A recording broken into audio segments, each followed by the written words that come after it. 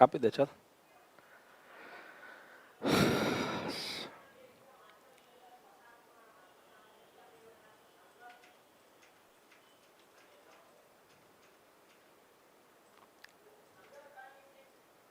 ચલો શરૂ થઈ ગયું. હા, લેક્ચર ક્યારે શરૂ થશે? લેક્ચર શરૂ થઈ ગયો મિત્રો. Good evening. ચલો આજે આપણે ચર્ચા કરવી છે મિત્રો ઇંગ્લિશ સ્પર્ધાત્મક પરીક્ષા માટે કેટલું ઇમ્પોર્ટન્ટ છે. ખાસ જેના માટે આપણે આ વર્કશોપ સેમિનાર કર્યો છે એટીડીઓ સિનિયર ક્લર્ક, એના માટે કેટલું જરૂરી છે. બિન સચિવાલય ક્લર્કમાં કેટલા માર્કનું પૂછાય છે, પીએસઆઈમાં કેટલા માર્ક્સનું પૂછાય છે. તો દોસ્તો અત્યારે એટીડીઓમાં લેટેસ્ટ પેટર્ન પ્રમાણે એટીડીઓમાં કેટલા માર્કનું પૂછાય? 20 માર્ક્સનું પૂછાય. બરોબર? Yes. Good evening all. Senior ક્લર્કમાં હાલની પેટર્ન પ્રમાણે મિત્રો કેટલા માર્ક્સનું પૂછાય છે? 40 માર્કનું. બિન સચિવાલય ક્લર્કમાં કેટલા માર્ક્સનું પૂછાય છે? 25 માર્ક્સનું. અને પીએસઆઈમાં તો મિત્રો પીએસઆઈ કેવું હોય? પહેલા પ્રિલિમ હોય તમારી, બરોબર? અને પ્રિલિમ્સ પૂરી થાય તમારી પછી તમારી મેન્સ હોય. મેન્સમાં એમાં 4 પેપર હોય. 4 પેપરમાંથી એક ગુજરાતી, બીજું ઇંગ્લિશ, ત્રીજું લો અને ચોથું જીકે. જીકેમાં બધું ભેગું આવે. આ 4 એ 4 100 માર્ક્સના આવે. એટલે કે પીએસઆઈમાં ઇંગ્લિશ કેટલા માર્ક્સનું આવે? 100 માર્ક્સનું આવે, પૂરા 100 માર્ક્સનું. મતલબ કે એટીડીઓ હોય તો 20 માર્ક્સનું આવશે, સિનિયર ક્લર્ક છે તો 40 માર્ક્સનું આવશે, બિન સચિવાલય ક્લર્કમાં એ 25 માર્ક્સનું આવશે અને પીએસઆઈમાં આવશે 100 માર્ક્સનું. આ વર્કશોપની અંદર તમે એડમિશન લીધું છે અથવા લેવાનું વિચારો છો, યુટ્યુબમાં જે લોકો આ લેક્ચર જોવે છે લેવાનું વિચારતા હોય, તો મિત્રો આ તમને આ 4-5 પરીક્ષાઓ માટે તો બિંદાસ હેલ્પફુલ થશે. વર્કશોપ છે એની પાછળનું કારણ છે એની વેલિડિટી કેટલી રાખી છે આપણે? 6 મહિના રાખી છે. 6 મહિનામાં તમારી બિન સચિવાલય આવી જશે, કદાચ પીએસઆઈ પણ આવી જાય, મેઇન્સ પ્રિલિમ તો આવી જ જશે. તો એમાં આ તમને જે વર્કશોપ છે હેલ્પફુલ થશે એની પાછળનું કારણ છે. તમને ખબર છે કે આની અંદર તમને એક બેચ આખી, એટલે કે ઇંગ્લિશ આખે આખું જે મેં 60 કલાક 70 કલાક ભણાવ્યું તો તમને એડવાન્સ આપી દીધું, તમે આજથી જ જોઈ શકો છો. એવી રીતે ગુજરાતી, મેથ્સ, રીઝનિંગ, સાયન્સ, જીકેના બધા ટોપિક બધું જ આપી દીધું છે. ઇવન લો આ બધું તમને આપી દીધું છે. તો એના સિવાયનું હવે તમને પાછું જે ઇમ્પોર્ટન્ટ છે એ 100-125 કલાક તમને આવી રીતે આપણે લાઈવ ભણાવવાના છીએ, જેમાં તમે પ્રશ્ન પૂછી શકો. હા, પ્રશ્નો પણ સોલ્વ કરાવીશું આપણે. એટલે તમારે આનંદ છે. 6 મહિનામાં તમારી તૈયારી અપ ટુ ડેટ થઈ જાય. બરોબર ને? તો ચલો જોઈએ મિત્રો આપણે કે તમારે ઇંગ્લિશ છે સ્પર્ધાત્મક પરીક્ષામાં ઇંગ્લિશમાં શું પૂછાય. આ પ્રશ્ન સાધારણ રીતે દરેક વિદ્યાર્થી મિત્રોનો હોય છે કે સાહેબ શું પૂછાય? તો શું પૂછાય? 3 વસ્તુ પૂછાય. એક તો વર્ષોથી જે આપણે જેને કહીએ છીએ કે ઇંગ્લિશમાં શું પૂછાય, તો ગ્રામર પૂછાય. ઘણાને ગ્રામરનો સ્પેલિંગ એ નથી આવડતો હતો. હા, ચલો. એના પછી શું પૂછાય ગ્રામર પછી મિત્રો? તો કે એક્સેપ્શન. એક્સેપ્શનને ગુજરાતીમાં આપણે અપવાદ કહીશું. અપવાદ એટલે ખરેખર એ ગ્રામર જ છે. અપવાદ એટલે ખરેખર શું છે? ગ્રામર છે. પણ એવું ગ્રામર છે કે જે રૂટીન કરતા કંઈક અલગ પડે છે, એટલે અપવાદ રૂપ છે, એટલે એને એક્સેપ્શન કહેવાય. તો આ અપવાદ છે ને એ હું જ્યારે જ્યારે તમને ભણાવતો હોઈશ ને ત્યારે ત્યારે આવી રીતે હેશટેગ કરીને બતાવીશ. અને ત્રીજું મિત્રો વોકેબ્યુલરી પૂછાય.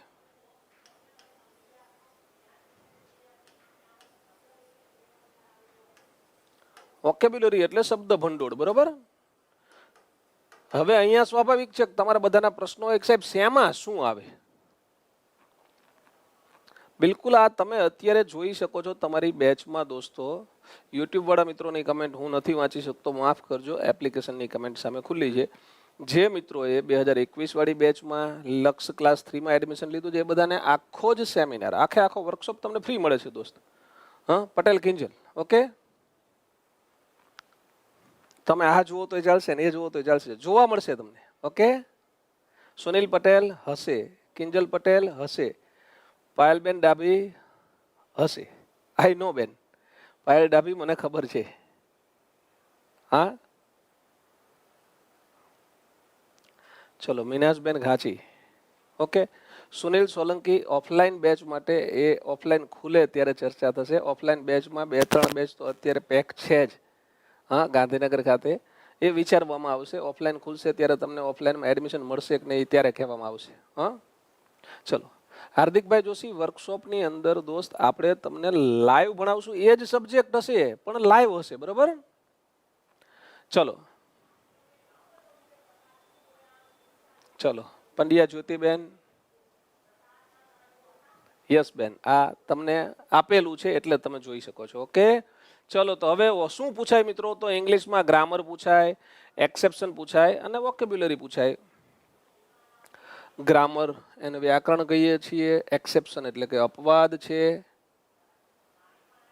એ તો ચાલુ જ રહેશે. નિરાલીબેન રાવલ, એ તો ચાલુ જ રહેશે. આ તમને એક્સ્ટ્રા આપ્યું છે બેન. ક્લાસ 3ની બેચ વાળાને આ વર્કશોપ તમારે પૈસા ન ભરવા પડે, એના 5,000 રૂપિયા ફી ન ભરવી પડે એટલે તમને એક્સ્ટ્રા આપ્યું છે. હા બેન, ચલો.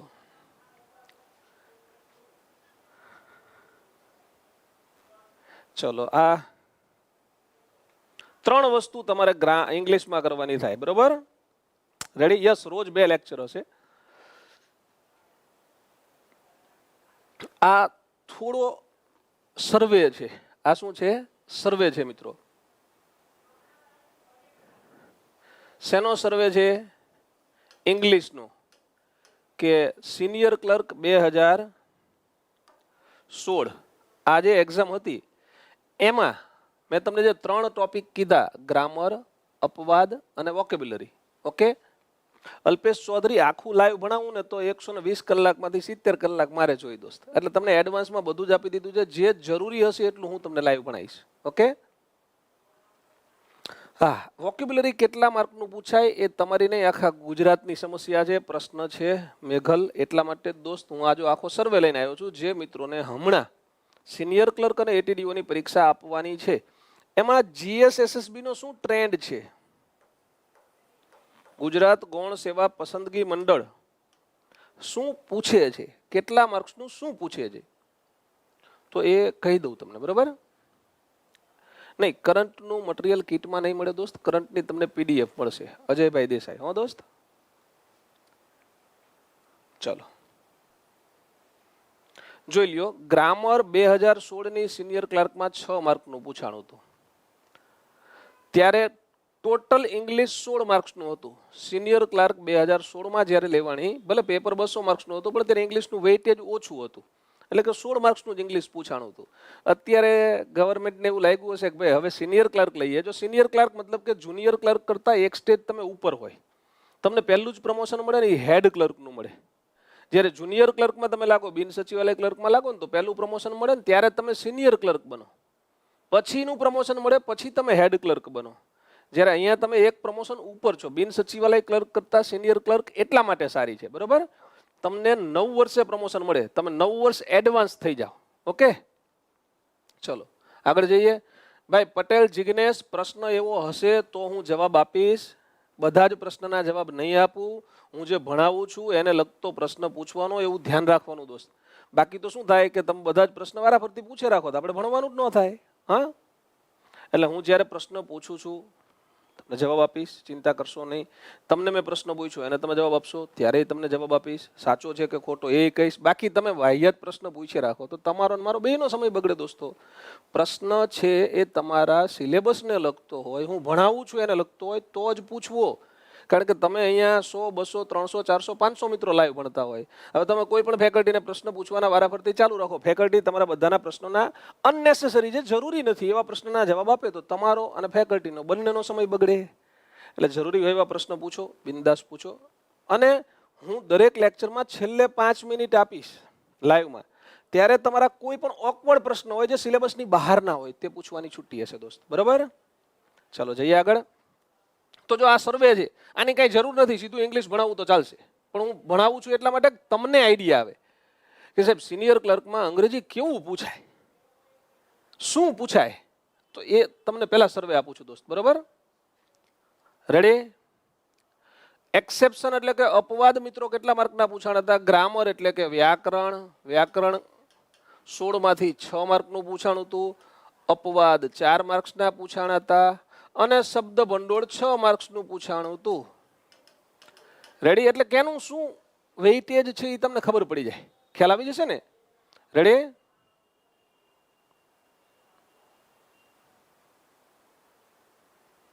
ચાલો આગળ જઈએ. સિનિયર ક્લર્ક 2017માં ફરીથી લેવાની હતી. 2017ની સિનિયર ક્લર્કમાં મિત્રો ગ્રામર 19 માર્ક્સનું હતું, 8 માર્ક્સના અપવાદ હતા અને 15 માર્ક્સનું વોકેબ્યુલરી હતી. અપવાદ એટલે ખરેખર વ્યાકરણ જ છે હો, પણ થોડું ઓકવર્ડ હોય, રૂટીન કરતા કંઈક અલગ હોય એવું હોય એટલા માટે. બરાબર? કુલ કેટલા માર્ક્સનું પૂછાણું હતું મિત્રો? 2017ના પેપરમાં સિનિયર ક્લર્ક 2017 42 માર્ક્સનું ઇંગ્લિશ હતું.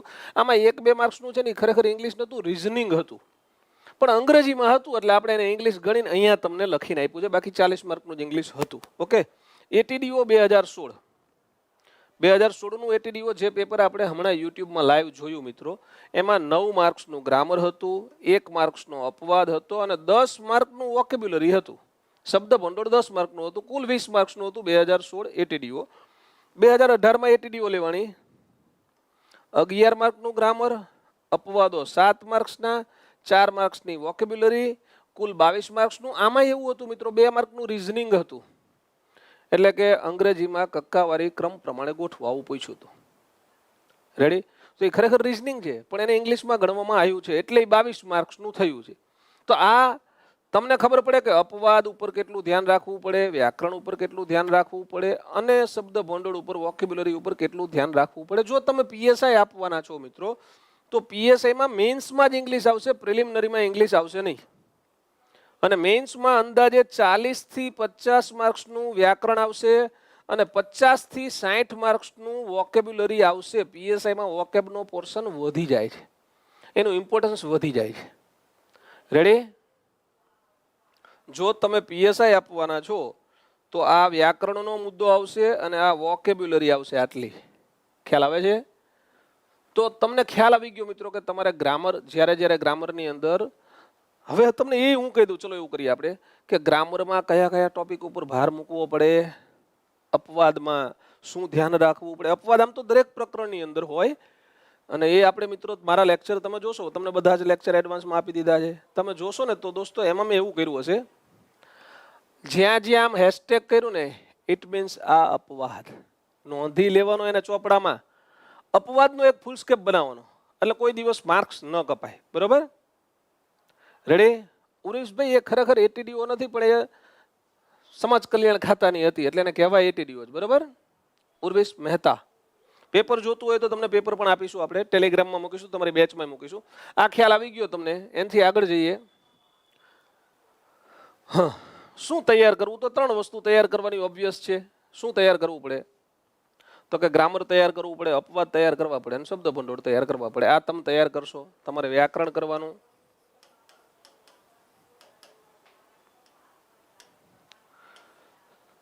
અપવાદ બધાય તૈયાર કરવાના દરેક ચેપ્ટરમાં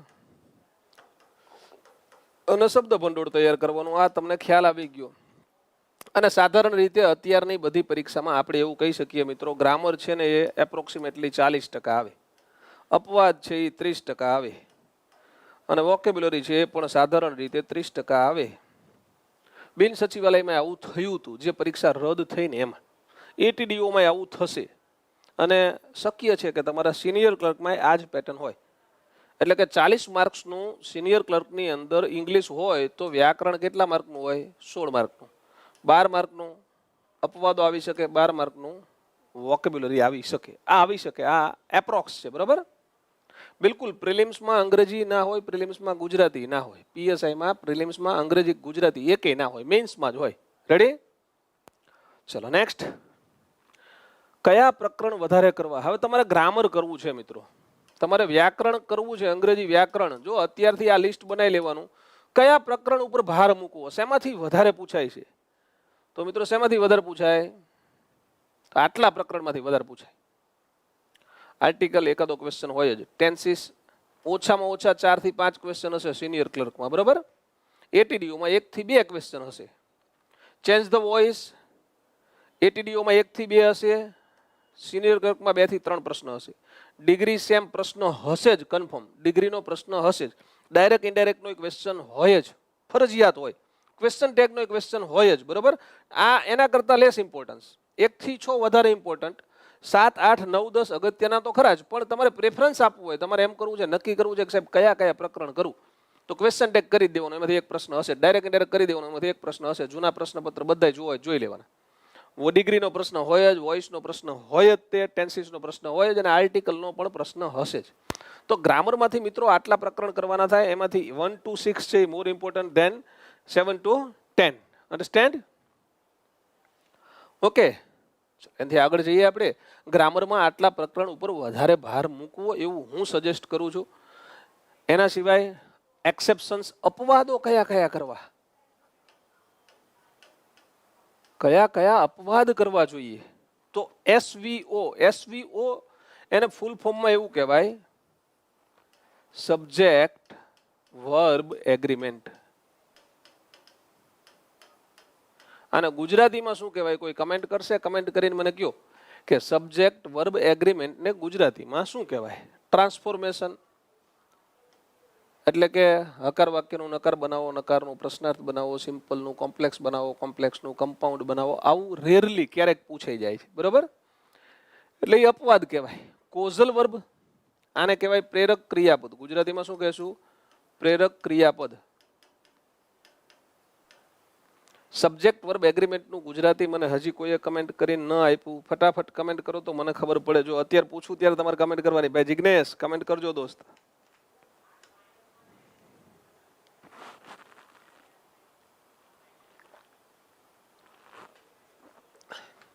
જો બેચ વાળાના મિત્રો મજા એ જ છે કે અહીંયા તમને બીજાની કમેન્ટ દેખાશે નહીં, પ્લસ અહીંયા કોઈ અનનેસેસરી કમેન્ટ નહીં કરે, બધા કામની જ કમેન્ટ કરશે. એટલે શું થાય કે તમારો સમય નહીં બગડે. જ્યારે યુટ્યુબમાં લેક્ચર હોય ને એમાં બધા દે ધનાધન ગમે તે કમેન્ટ કરતા હોય, જો અત્યારે કરે છે, પણ મને કમેન્ટ યુટ્યુબની નથી દેખાતી, બરોબર ને? એટલે માફ કરજો. જે શું કહેવાય, જો કર્તા ક્રિયાપદની સુસંગતતા.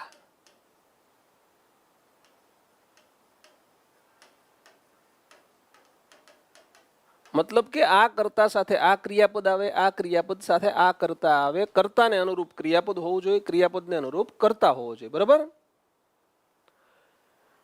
યસ, કર્તા ક્રિયાપદનો સંબંધ બરોબર છે એવું કહી શકાય. સિદ્ધાર્થભાઈ કહી શકાય એવું દોસ્તો. હા, કર્તા ક્રિયાપદ સુસંગતતા એવું કહીએ એ વધારે યોગ્ય કહેવાય. હાર્દિકભાઈ સોલંકી તમે કોઈ એવું કહી શકાય દોસ્તો. Chaudhary Anil, what do you mean દોસ્ત? બિલકુલ બિલકુલ બિલકુલ. આપણે તમને 2 બુક આપી છે. હા, અપવાદો છે એ હું તમને ભણાવું છું, એમાં બધા જ આવી જશે, લગભગ એકેય બાકી નહીં રહે. ઓકે, દેવાંશી અધવર્યુ. એટલે બેન ચિંતા ના કરશો, મારા લેક્ચર બધા જોઈ લો, નોટ ડાઉન કરી લ્યો. તમારી પાસે 2 બુક છે, આ વાંચી લ્યો. તમારું અંગ્રેજી એકેય માર્કનું બહાર નહીં જાય, એકેય માર્ક્સનું, બરાબર? સિવાય કે કદાચ વોકેબ્યુલરીમાં એકાદ શબ્દ બહાર જાય, કારણ કે મેં તમને વોકેબની આખી એક બુક આપી છે, 350-400 પેજની બુક. હા,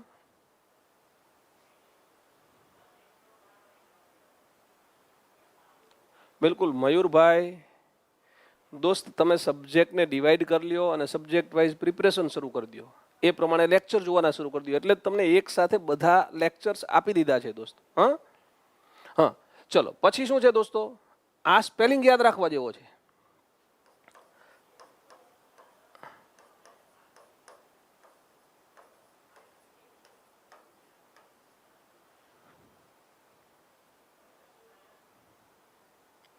રેડી? અને આપણે શું કહેવાય? પ્રકીર્ણ, આવું કે પરચુરણ. બીજું કહેવું શું કહેવાય? પરચુરણ. એટલે નાનું નાનું જે કંઈ હોય બધું ભેગું. આવું એક પ્રકરણ તમને આપણી ટ્રેડિશનલ ગ્રામર એટલે કે બ્લુ કલરના પૂંઠાવાળી ગ્રામરની બુક તમારા ઘરે આવશે. એમાં એક આવું પ્રકરણ આપ્યું છે, બરાબર?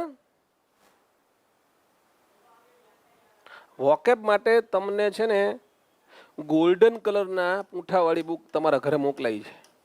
ગોલ્ડન પેજ છે, ટાઇટલ પેજ, એ વોકેબ માટેની બુક છે.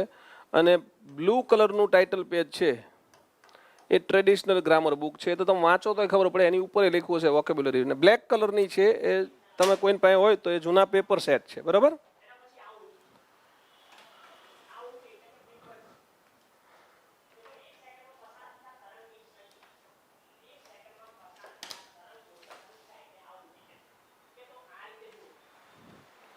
તમારે સૌથી પહેલા બ્લુ કલરની બુક આખી તૈયાર કરી નાખવાની છે. બ્લુ કલરનું ટાઇટલ પેજ છે, 545-50 પેજની બુક છે. રેડી?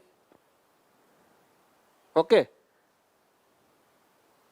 બુક મિત્રો જેના જેમ એડમિશન થતા જાય બીજે દિવસે અહીંથી નીકળતી હોય તમારે ઘરે આવતા 2-3 દિવસ લે. રેડી? ચિજ્ઞાબેન અહીંથી નીકળી ગઈ હશે, તમે એડમિશન આજે લીધું હોય તો આવતીકાલે તમે એડ્રેસ અહીંયા મોકલાવી દો ને. તમારું એડમિશન થાય એટલે તમને અહીંથી ફોન આવે છે, તમે ફોનમાં એડ્રેસ તમારું મોકલાવો એટલે બીજે દિવસે એ એડ્રેસની નકલ નીકળે. તમે આજ મોકલાવી હોય તો આવતીકાલે એડ્રેસની નકલ નીકળશે, આવતીકાલે તમારા કુરિયર નીકળે. શનિ રવિમાં કુરિયર ન જાય એટલે કે હજી તમે કાલે એડમિશન લો, આજે લીધું હોય તો કાલે નીકળી જશે. કાલે લેશો તો પછી પરમ દિવસે પહેલા દિવસે નહીં નીકળે તો સોમવારે નીકળશે. બરાબર? રેડી? મિસેલેનસ એટલે પ્રકીર્ણ. સ્પેલિંગ યાદ રાખવા જેવો છે ખાસ. કેવી રીતે યાદ રાખશો મિત્રો સ્પેલિંગ તમે? તો પહેલા મિસિસ વાળું મિસ વાળું મિસ, પણ એમાં 2 એસ નહીં લખવાના, એક જ એસ લખવાનો. MIS પછી સેલ એટલે આને પાવર કહેવાય. આપણા મોબાઈલ ફોનને આપણે સેલ ફોન કહેવી, ખબર છે? એમાં આ સેલ આવે, સેલ સેલ સેલ. ઓકે, એટલે સેલ લખવાનું. પછી એ છે NEOUS, એક સાથે યાદ રાખો તો ચાલશે. બાકી મિસ સેલ ANEOUS. રેડી? આ સ્પેલિંગ યાદ રાખજો. ગમે ત્યારે પરીક્ષામાં આ સ્પેલિંગ પૂછાશે, આવું હું કહું છું. આ સ્પેલિંગ કોઈ પણ એક્ઝામમાં આવશે.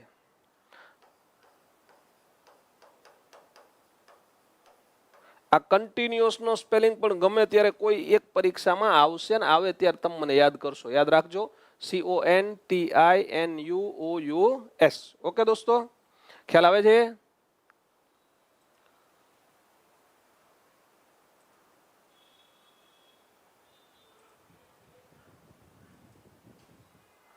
ઓકે, ચલો આગળ જઈએ.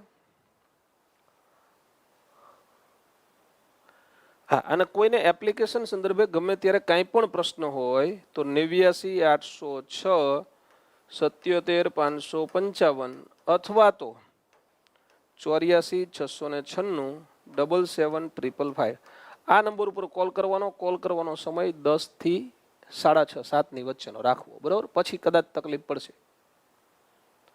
રેડી કિશનભાઈ? આમાં કોલ કરજો, તમારી સમસ્યાનું સમાધાન થઈ જશે ગમે ત્યારે. હો દોસ્ત? ચલો નેક્સ્ટ. આ મિસેલેનસમાં શું હોય એટલે કે પરચુરણમાં શું તૈયાર કરવું એમ. પરચુરણ કઈ? તો સ્પેશિયલ મિનિંગ. અમુક શબ્દ છે ને એના સ્પેશિયલ મિનિંગ હોય. દાખલા કે તમે ફોક્સ જેવા છો એવું કેવું હોય તો તમે લુચ્ચા છો એવું કહેવાય. ફોક્સ એટલે શિયાળ, તો you are like a fox, તો તમે લુચ્ચા છો એનો મતલબ એવો થયો. તમે નથી હો, એવું લગાડતા નહીં કોઈ મનમાં. પ્લેસીસ ટુ લિવ ઇન એટલે કે સિંહ ક્યાં રે, કૂતરું ક્યાં રે, આવું આપણે કહીએ ને. ગાય ક્યાં રે, તો ગાયનો શેડ હોય, કૂતરાનું કેનલ હોય. તો બરાબર. મિસેલેનસની અંદર આ બધું આવશે એમ. હું તમને એવું કહું છું, આવું ઘણું બધું બુકની અંદર બધું આપ્યું છે. પછી થિંગ્સ આર મેડ, ક્યાં શું બને. દાખલા તરીકે તમારે કેક બનાવી છે તો ક્યાં બને? કેક બનાવી છે તો ક્યાં બને? બેકરીમાં બને. ગાંધીનગરમાં તમે રહેતા હોય તો લક્ષ્મી બેકરી ફેમસ છે. અને સેક્ટર 6માં જે મિત્રો તૈયારી કરતા હોય બધાને રશિયન બેકરી ને લક્ષ્મી બેકરી બે નજીક પડે. કોઈ ફ્રેન્ડનો બર્થડે હોય તો આપણે ત્યાં કેક લેવા જતા હોય. તો એવી રીતે કઈ કઈ વસ્તુઓ ક્યાં બને છે આ ક્યારેક આવી જશે. હું આ બધું તમને એટલા માટે કહું છું કે તમે આ બધું જ તૈયાર કરીને બેઠા હોય ને તો તમે બીજા બધા કરતા એક્સ્ટ્રા ઓર્ડિનરી હશો ઇંગ્લિશમાં કાયમને માટે. બરાબર? પછી પ્લેગ્રાઉન્ડ્સ, આ રમત આ ગ્રાઉન્ડમાં રમાય, આ રમત આ ગ્રાઉન્ડમાં રમાય, આ રમત આ ગ્રાઉન્ડમાં રમાય. બરાબર ને? બોક્સિંગની રિંગ હોય, પણ ટેનિસ રમવું હોય તો ટેનિસની કોર્ટ હોય, ક્રિકેટની પીચ હોય એમ. બરાબર? ઓકે. એના પછી પ્લેસીસ, વિવિધ પ્રકારના સ્થળ. આ સ્થળને આ કહેવાય, આ સ્થળને આ કહેવાય, આ સ્થળને આ કહેવાય. બિલકુલ. જો હેતલબેન ચૌધરી લેક્ચરની PDF તમને રોજ મળશે જ, પણ હું તમને એવું કહું છું કે દરેક લેક્ચરમાંથી જે વસ્તુ તમને નથી આવડતી ને એની નોટ રોજ બનાવજો જ. ઓકે? શું કરવાનું? જો લેક્ચર અત્યારે જોવો છો ત્યારે કોઈ નોટ ન બનાવતા. લાઈવ લેક્ચર દરમિયાન કોઈએ નોટ નહીં બનાવવાની. પછી લેક્ચર ડબલ સ્પીડમાં જોઈ લેવાનો. અથવા તો તમને ખ્યાલ આવી જ ગયો આખા લેક્ચરમાં તો સીધી PDF ડાઉનલોડ કરીને PDF જોતી જવાની. જે ન આવડે, આ હું લખું છું ને બધા લખાણ સાથેની PDF તમને મળી જશે. તેમાંથી જે તમને ઓકવર્ડ લાગે છે એ વસ્તુ તમારે નોંધી લેવાની ફૂલ સ્કેપમાં. દરેક સબ્જેક્ટમાં આવું કરવાનું. બરાબર? હા ચાવડા નિકુલસિંહ, માર્ક્સ કહી ન શકાય દોસ્ત, પણ 1 માર્ક્સનું 2 માર્ક્સનું પૂછાય અને તમને ના આવડતું હોય તો અહીંયા તો પોઈન્ટ ઉપર આખી રમત છે ભાઈ. .25 વધારે આવી ગયા તો નોકરી મળી ગઈ, .25 ઓછા આયા તો વેઇટિંગમાં, હા, અને .25 ઓછા આયા તો વેઇટિંગમાંય નહીં. બરાબર? ઓકે, ચલો આગળ જઈએ. દેવાંશી અધવર્યુબેન, વન ઓફ ધ સ્ટુડન્ટ્સ છે ને, હા, એ તમને આ તમે આખું ચેપ્ટર જોશો ને બેન, સબ્જેક્ટ વર્બ એગ્રીમેન્ટ, હમણાં મેં વાત કરી ને અપવાદમાં, આની અંદર બહુ જ ડિટેલમાં સમજાયું છે. સબ્જેક્ટ વર્બ એગ્રીમેન્ટ છે ને એ કોઈ પણ એક્ઝામમાં 2-3 માર્કનું પૂછાય છે. ઓકે, એમાં કેવું હોય બેન, આગળ વન ઓફ લખાય ને, વન ઓફ ધ, એટલે એને એક વચન ગણવામાં આવે.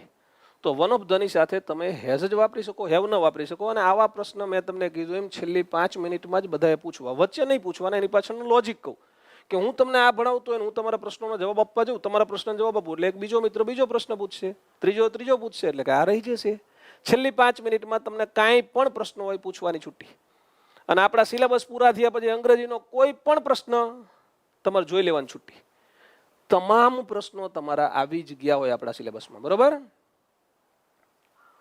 હા, બુક માટેનું એડ્રેસ છે એ તમે એડમિશન લો ને તરત તમને ફોન કરશે 6 વાગ્યા પછી. તમે જો હવે એડમિશન લેશો કદાચ આજે, તો અત્યારે ફોન નહીં કરે, આવતીકાલે સવારે 10 વાગ્યા પછી ફોન આવવાના શરૂ થશે દોસ્ત. હા, ચલો જઈએ આગળ. હા, પછી પેર. પેર એટલે જોડ. જોડ અલગ અલગ પ્રકારની હોય ભાઈ. પ્રાણી છે એના બચ્ચાનું નામ હોય, પછી મેલ ને ફિમેલની જોડ હોય, એટલે કે એને જેન્ડર કહેવાય, જાતિની જોડ, આવી કાંઈ પણ જોડ આવી શકે.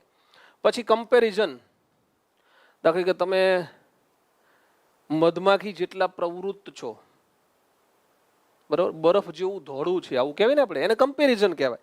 તો અંગ્રેજીમાં કમ્પેરિઝન માટે ફિક્સ વર્ડ છે કે આ જ શબ્દ વપરાય. એક પરીક્ષામાં પૂછાણું હતું, એઝ બીઝી, એઝ બી, હમણાં જ પૂછાણું હતું 2020માં કોઈ એક પરીક્ષામાં, બરાબર, એઝ બીઝી, એઝ બી. તો આવું કમ્પેરિઝન બધા એકવાર જોઈ લીધા, એમાં કંઈ હોય જ નહીં. એકાદ પેજનું 1.5 પેજની વસ્તુ છે આખી કન્ટેન્ટ. એકવાર નજર કરી લ્યો એમને યાદ રહી જાય. બરોબર? ઓકે, એના પછી મૂવમેન્ટ. આની મૂવમેન્ટને આ કહેવાય, આની મૂવમેન્ટને આ કહેવાય. પછી સાઉન્ડ છે પૂછે એનિમલના. આપણે આખું એક એનિમલ વર્લ્ડ નામનું ચેપ્ટર આપ્યું તમને, એનિમલ વર્લ્ડ. આની અંદર આ બધું ઘણું બધું આવી જશે. હા, અને આપણી બુકની અંદર એનિમલ વર્લ્ડ છે જે જ્ઞાન એકેડમીની ગ્રામર બુકની અંદર જે એનિમલ વર્લ્ડ છે એ ગેરંટી આપીને કહી શકું ગુજરાતની નહીં ભારતની કોઈ બુકની અંદર નહીં હોય એનિમલ વર્લ્ડ. એ પ્રકારનું અંગ્રેજીની બુકમાં નહીં હોય. ક્યાંક બીજો હોય તો એનિમલને લગતી સ્પેશિયલ બુક હોય તો આપણા કરતાં 1000 ગણું વધારે હોઈ શકે. પણ ઇંગ્લિશ ગ્રામરની બુકની અંદર આપણે જે એનિમલ વર્લ્ડ આપ્યું છે એવું એનિમલ વર્લ્ડ કોઈ બુકની અંદર નહીં હોય. કારણ કે એની પાછળ અમે કેટલી મહેનત કરી અમને ખબર હોય બુક તૈયાર કરવા માટે દોસ્તો. બરોબર? ચલો, આ વાત થઈ અપવાદની. હવે વોકેબ્યુલરી 2 પ્રકારની હોય, એક પરંપરાગત અને એક બિન પરંપરાગત. પરંપરાગત વોકેબ્યુલરી એટલે કે ટ્રેડિશનલ, જે વર્ષોથી પૂછાતી આવે, જે પૂછાતી રહેશે જ, એ કેવી છે તો કે સમાનાર્થી શબ્દો, વિરુદ્ધાર્થી શબ્દો, અને રૂઢિપ્રયોગ કહેવાય, અને શબ્દો સમૂહ કહેવાય. ફ્રેશ એટલે શું થાય? શબ્દ સમૂહ થાય. સ્પેલિંગ્સ પૂછાય. WF એટલે વર્ડ ફોર્મેશન. WF એટલે શું થાય? Word formation. અને વર્ડ બિલ્ડિંગ પણ કહેવાય. વર્ડ ફોર્મેશન, વર્ડ બિલ્ડિંગમાં શું હોય મિત્રો? તો હું એકાદ ઉદાહરણ આપીને તમને સમજાવું. દાખલા તરીકે બ્યુટી છે ને એ નામ છે, એને ઇંગ્લિશમાં શું કહેવાય? નાઉન કહેવાય. બરોબર? એમાંથી તમે બ્યુટીફુલ લખો ને તો બ્યુટીફુલને શું કહેવાય? વિશેષણ કહેવાય. એટલે એને ઇંગ્લિશમાં શું કહેવાય? એડજેક્ટિવ. રેડી? બ્યુટીફુલી, બ્યુટીફુલી છે એ ક્રિયા વિશેષણ છે, એને શું કહેવાય? એડવર્બ કહેવાય. અને બ્યુટીફાઈ, બ્યુટીફાઈ છે એ ક્રિયાપદ છે, મતલબ કે એને ઇંગ્લિશમાં શું કહેવાય? વર્બ કહેવાય. તો વર્ડ ફોર્મેશન એટલે શું? તો વર્ડ ફોર્મેશન એટલે તમને એવું પૂછે, આવી રીતે પૂછે તમને question, what is the noun form of beautiful?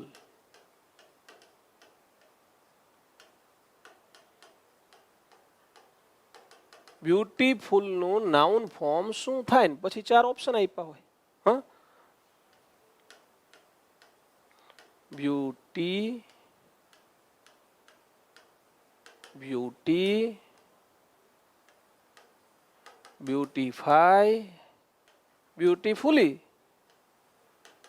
આવા પ્રશ્ન, આવા ઓપ્શન તમને આપે તો હવે તમારે આમાંથી કોઈ એક જવાબ પસંદ કરવાનો થાય. આ સ્પેલિંગ ખોટો છે, આ સ્પેલિંગ સાચો છે. બ્યુટી એટલે ગુજરાતીમાં કહેવાય સુંદરતા, તો આ સાચું છે. બ્યુટીફાઈનું ગુજરાતી થાય સુંદર બનાવવું. ક્રિયાપદ હોય એનું ગુજરાતી કરો એટલે સાધારણ રીતે પાછળ વ આવે. સુંદર બનાવવું એને બ્યુટીફાઈ કહેવાય. બ્યુટીફુલી એટલે સુંદર રીતે, બ્યુટીફુલ એટલે સુંદર, અને બ્યુટી એટલે સુંદરતા. તો સુંદરતા નામ છે, તો આ આપણો જવાબ થાય. બ્યુટીફાઈ ક્રિયાપદ છે, બ્યુટીફુલી ક્રિયા વિશેષણ છે. ક્લિયર? ભારતીબેન બધાનું ગુજરાતી કરી દીધું બેન આપણે, બરાબર ને? ચલો, એટલે વર્ડ ફોર્મેશન એને વર્ડ બિલ્ડિંગ પણ કહેવાય. તો આ કેવા કહેવાય? પરંપરાગત શબ્દ ભંડોળ છે. પણ હવે આની અંદર ચેન્જ આવી ગયો છે, થોડોક ફેરફાર આવી ગયો છે. હવે એ લોકો બિન પરંપરાગત એટલે કે પહેલા જેને શબ્દ ભંડોળમાં નહોતું પૂછવામાં આવતું પણ હવે પૂછવામાં આવે છે, એવું પૂછે છે ભાઈ. એવું શું છે સાહેબ? એવું શું? જો હું તમને આજે શું પૂછે છે, શું તૈયાર કરવું જોઈએ, અને તમારી લગભગ 35 માર્કની એક ટેસ્ટ લઉં છું. જે મિત્રોને 35માંથી 25 કરતાં વધારે માર્ક્સ આવે એને સમજવું કે એનું અંગ્રેજી સારું છે. 30 કરતાં વધારે આવે તો હું એવું કહું છું કે તમારી પાસે નહીં, તમે અંગ્રેજી કદાચ નહીં વાંચો ને તો તમારે કોઈ પણ પ્રકારની પરીક્ષામાં સારા માર્ક્સ આવશે. કારણ કે મેં તમારી જે 35 માર્કની ટેસ્ટ બનાવી છે ને મિત્રો, એમાં મેં ગ્રામર 12 માર્ક્સનું લીધું છે, એક્સેપ્શન અપવાદો 12 માર્ક્સના લીધા છે, અને વોકેબ્યુલરી 11 માર્ક્સની લીધી છે. કુલ 35 માર્ક્સના આજે હું પ્રશ્નો લઈને આવ્યો છું. રૂટીન પ્રશ્ન જેવા જ છે, એમાં ક્યાંક થોડા અપવાદ આવી જાય, થોડું વોકેબ આવી જાય, થોડું ગ્રામર આવી જાય. આ પ્રકારના 35 પ્રશ્ન હું આજે લઈને આવ્યો છું તમારા માટે. તમારે 35 પ્રશ્નના પહેલા જવાબ તમે નોટ લઈને બેસજો મિત્રો. જે લોકો અત્યારે લેક્ચર જોવે છે એ બધાને હું રિક્વેસ્ટ કરું છું કે 1 મિનિટ વિડીયો અટકાવો હોય તો અટકાવી દેજો, નોટ લઈને બેસજો, જવાબ લખજો પહેલા પ્રશ્ન આવે ત્યારે, પછી 1 મિનિટમાં પાછો આપણે પ્રશ્ન સોલ્વ કરી દઈશું. એટલે તમને ખબર પડે કે તમારો સાચો ખોટો આવું લખવાનું, ખાલી પ્રશ્ન લખવાની જરૂર નથી. ક્લિયર? ચલો, આ થયું પરંપરાગત શબ્દ ભંડોળ. હવે બિન પરંપરાગત, આ બિન પરંપરાગત છે.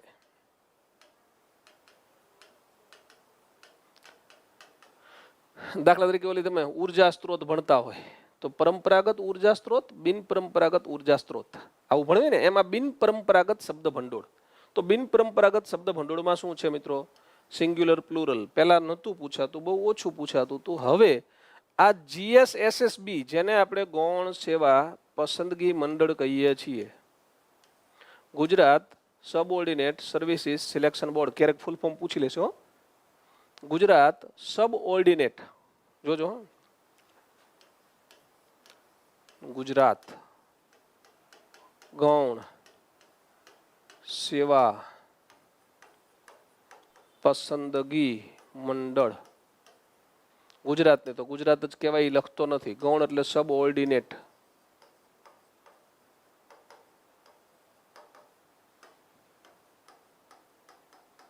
સર્વિસીસ પસંદગી એટલે સિલેક્શન,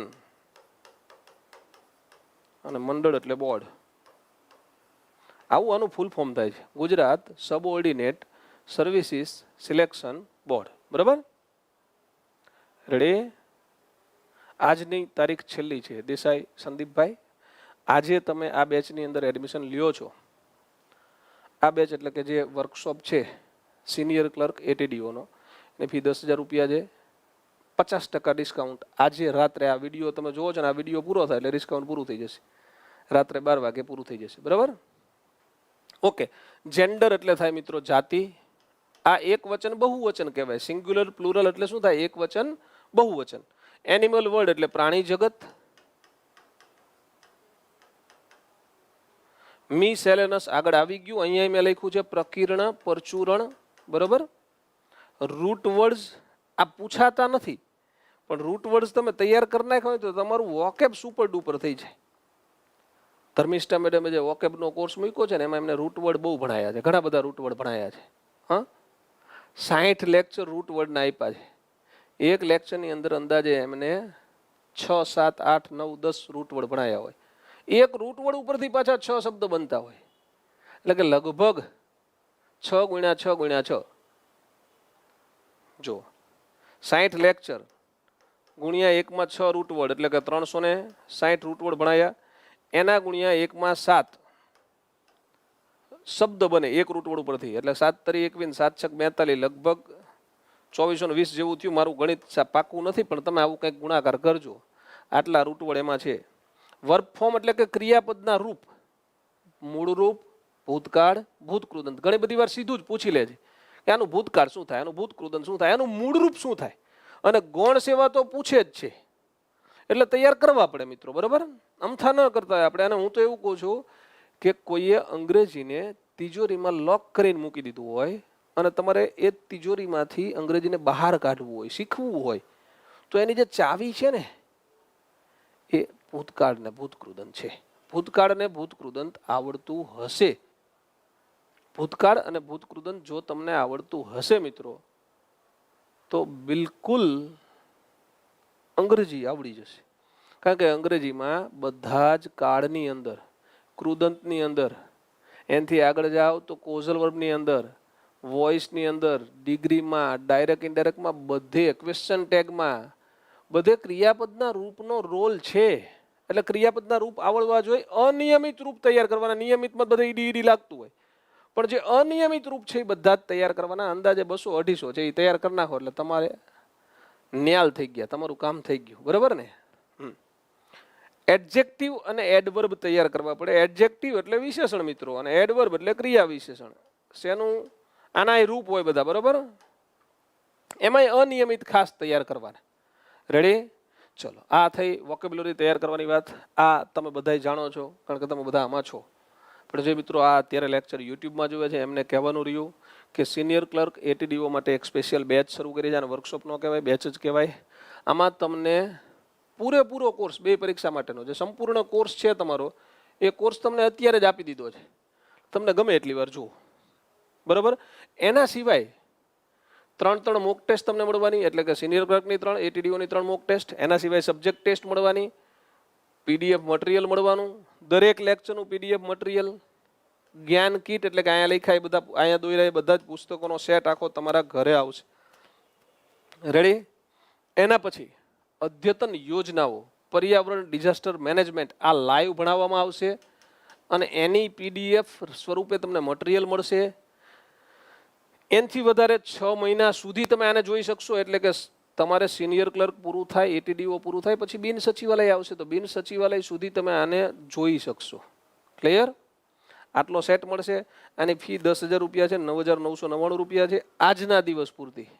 આજે રાત્રે 12 વાગ્યા સુધી, 10મી જૂન રાત્રે 12 વાગ્યા સુધી તમે આને આટલા રૂપિયામાં ખરીદી શકશો. બરાબર દોસ્તો? ચલો આગળ જઈએ આપણે. હા, હવે ગ્રામરના પ્રશ્નો શરૂ થયા. ગ્રામર 12 માર્ક્સનું પૂછ્યું છે મેં તમને. તમારે 12માંથી કેટલા આવે છે ફરીથી એકવાર અટકવું હોય તો અટકી જજો, નોટ પેન લઈને બેસજો. આ પેલો પ્રશ્ન આવી ગયો, which of the followings is not a collective noun. Which of the followings is not a collective noun. નીચેનામાંથી કયું કલેક્ટિવ નાઉન નથી? જો બેન હમણાં ઓલા વન ઓફ ધ વાળા પૂછતા હતા ને, એમ બેન વિચ એટલે કોઈ એક જ હોય તો વિચ ઓફ ધ પછી ભલે અહીંયા એસ લગાડ્યો પણ આને કહેવાય એક વચન એટલે અહીંયા ઇઝ આવ્યું. એવી જ રીતે તમે જે પૂછ્યું હતું ને એ શું હતું? વન ઓફ ધ બોયઝ, તો એની સાથે ક્રિયાપદનું એસ વાળું રૂપ આવે એટલે હેઝ આવતું હતું, હેવ નહોતું આવડતું. બરોબર? ચલો સરસ. નીચેનામાંથી કયું કલેક્ટિવ નાઉન નથી એવો પ્રશ્ન છે. કયું કલેક્ટિવ નાઉન નથી તમારે જવાબ દેવાનો છે. હું તમને સમય આપીશ, 30 સેકન્ડ, 35 સેકન્ડ, 40 સેકન્ડ આપીશ, પછી હું આગળના પ્રશ્ન તરફ જઈશ. આજે તમને ખાલી આ જ ડેમોમાં બતાવું છું, પછી પાછા આપણે જે ઇમ્પોર્ટન્ટ ચેપ્ટર છે એ લઈશું. બરાબર ને? આજે તમારું વેલ્યુએશન થઈ જાય પહેલા જ દિવસે.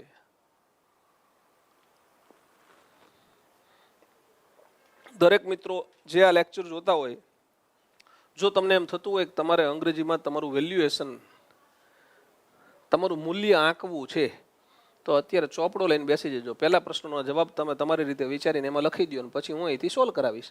આવી રીતે દરેક પ્રશ્નમાં હું તમને 30-40 સેકન્ડ, 50 સેકન્ડ આપીશ, પછી હું જવાબ આપીશ. તમારે એની સામે આપણો જવાબ લખી લેવાનો. પહેલાં તમારો જવાબ લખો.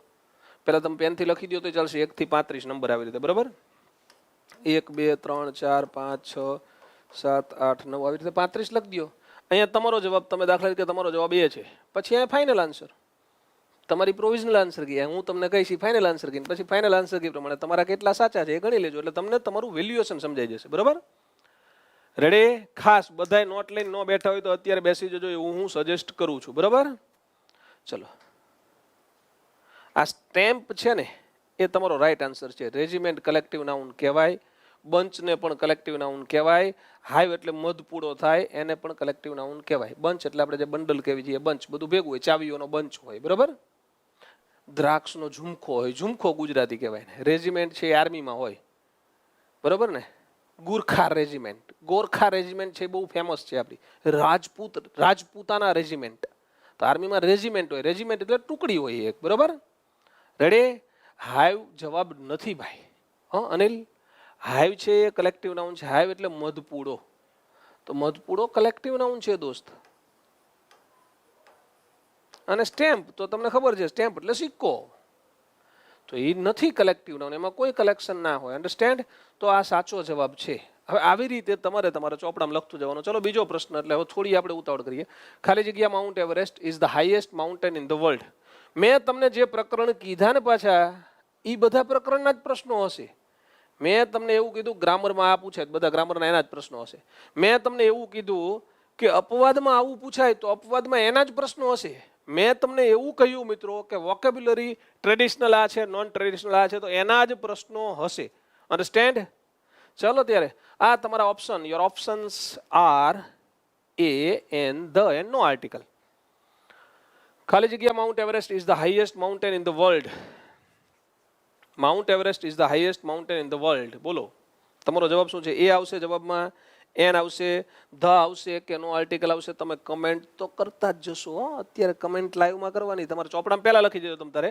પછી કમેન્ટ કરજો બરાબર વેરી ગુડ અશ્વિનભાઈ રાઈટ આન્સર દોસ્ત અશ્વિન ધામેચા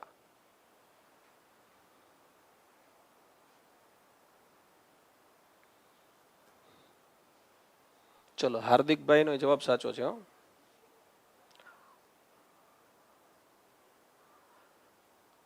નિધિ પરમાર જવાબ સાચો નથી પરમાર હિતેશ જવાબ ખોટો છે અજય દેસાઈ જવાબ ખોટો છે ઓકે તરુણા સોલંકી જવાબ ખોટો છે યસ બાકી બધા નો આર્ટિકલ વાળા સી વાળા સાચા છો રાધિકા ડાંગર જવાબ ખોટો છે એ ના આવે નો આર્ટિકલ આવે યાદ રાખજો જોજો અહીંયા શું ધ્યાનમાં રાખવાનું પર્વતમાળા હોય પર્વતમાળા તો ધ આવે એકલો પર્વત કોઈ પણ હોય તો નો આર્ટિકલ આવે એટલે આપણો જવાબ નો આર્ટિકલ છે અન્ડરસ્ટેન્ડ માઉન્ટ એવરેસ્ટ છે એ પર્વત શિખર છે એને પર્વત કહેવાય પર્વત શિખર મતલબ કે પર્વત અને પર્વતમાળા મતલબ કે ઘણા બધા પર્વતો મળી અને જે બને એને પર્વતમાળા કહેવાય આવું આર્ટિકલ ધ નો લેક્ચર જોશો એટલે બહુ જ આરામથી સમજાયું હશે બરાબર આર્ટિકલ ધ જો એટલે જ તમને આ તમારા માટે શા માટે વર્કશોપ જરૂરી છે શા માટે કોઈ સારા શિક્ષકનું માર્ગદર્શન જરૂરી છે એ તમે આંકી શકો તમારું મૂલ્ય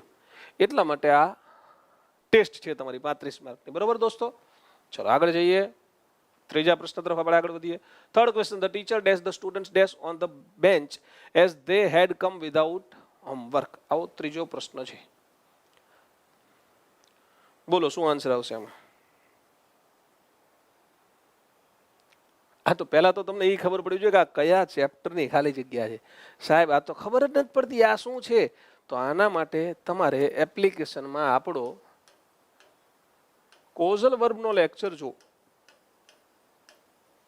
કોઝલ વર્બના લેક્ચરથી આ તમને સમજાશે આ કોઝલ વર્બ છે આ શું છે કોઝલ વર્બને ગુજરાતીમાં શું કહેવાય પ્રેરક ક્રિયાપદ ગુજરાતીમાં એને શું કહેવાય છે તમારે પ્રેરક વાક્ય રચના આવે ને તો આ પ્રેરક વાક્ય રચના છે દોસ્તો અને બહુ જ ઇઝી છે બહુ જ ઇઝી પણ પહેલા બધાએ કાર્ડ ભણવાના પછી કોઝલ વર્બ ભણવાનું કોઈને ના આવડે એવું નહીં થાય આ મારી ગેરંટી છે જો તમને 12 કાર્ડ પછી કૃદંત આ બધું આવડી ગયું તો આ તો રિવિઝન જ છે કોઝલ વર્બ શું છે રિવિઝન છે ચલો જવાબની કમેન્ટ આવવાની શરૂ થઈ ગઈ કોઈ સી કહે છે કોઈ બી કહે છે સી અને બી મેજોરિટીમાં છે બરાબર સી અને બી કોઈ એ અને ડી નથી કર્યું તો હું જોઈ લઉં ચલો એ અને ડી જવાબમાં આવતા નથી વેરી ગુડ આ કોઈ જવાબમાં નથી લખતું અને તમે બધા સાચા છો બેમાંથી એક છે એ સાચું છે હવે આવું લખવા પાછળનું કારણ જોજો મિત્રો આ હેડ છે એ ભૂતકાળ છે હેડ શું છે ભૂતકાળ છે એટલે કે આ મેડ ભૂતકાળ કહેવાય, આ મેડ ભૂતકાળ કહેવાય, બેમાંથી એક આવે, સ્વાભાવિક છે, બરાબર ને.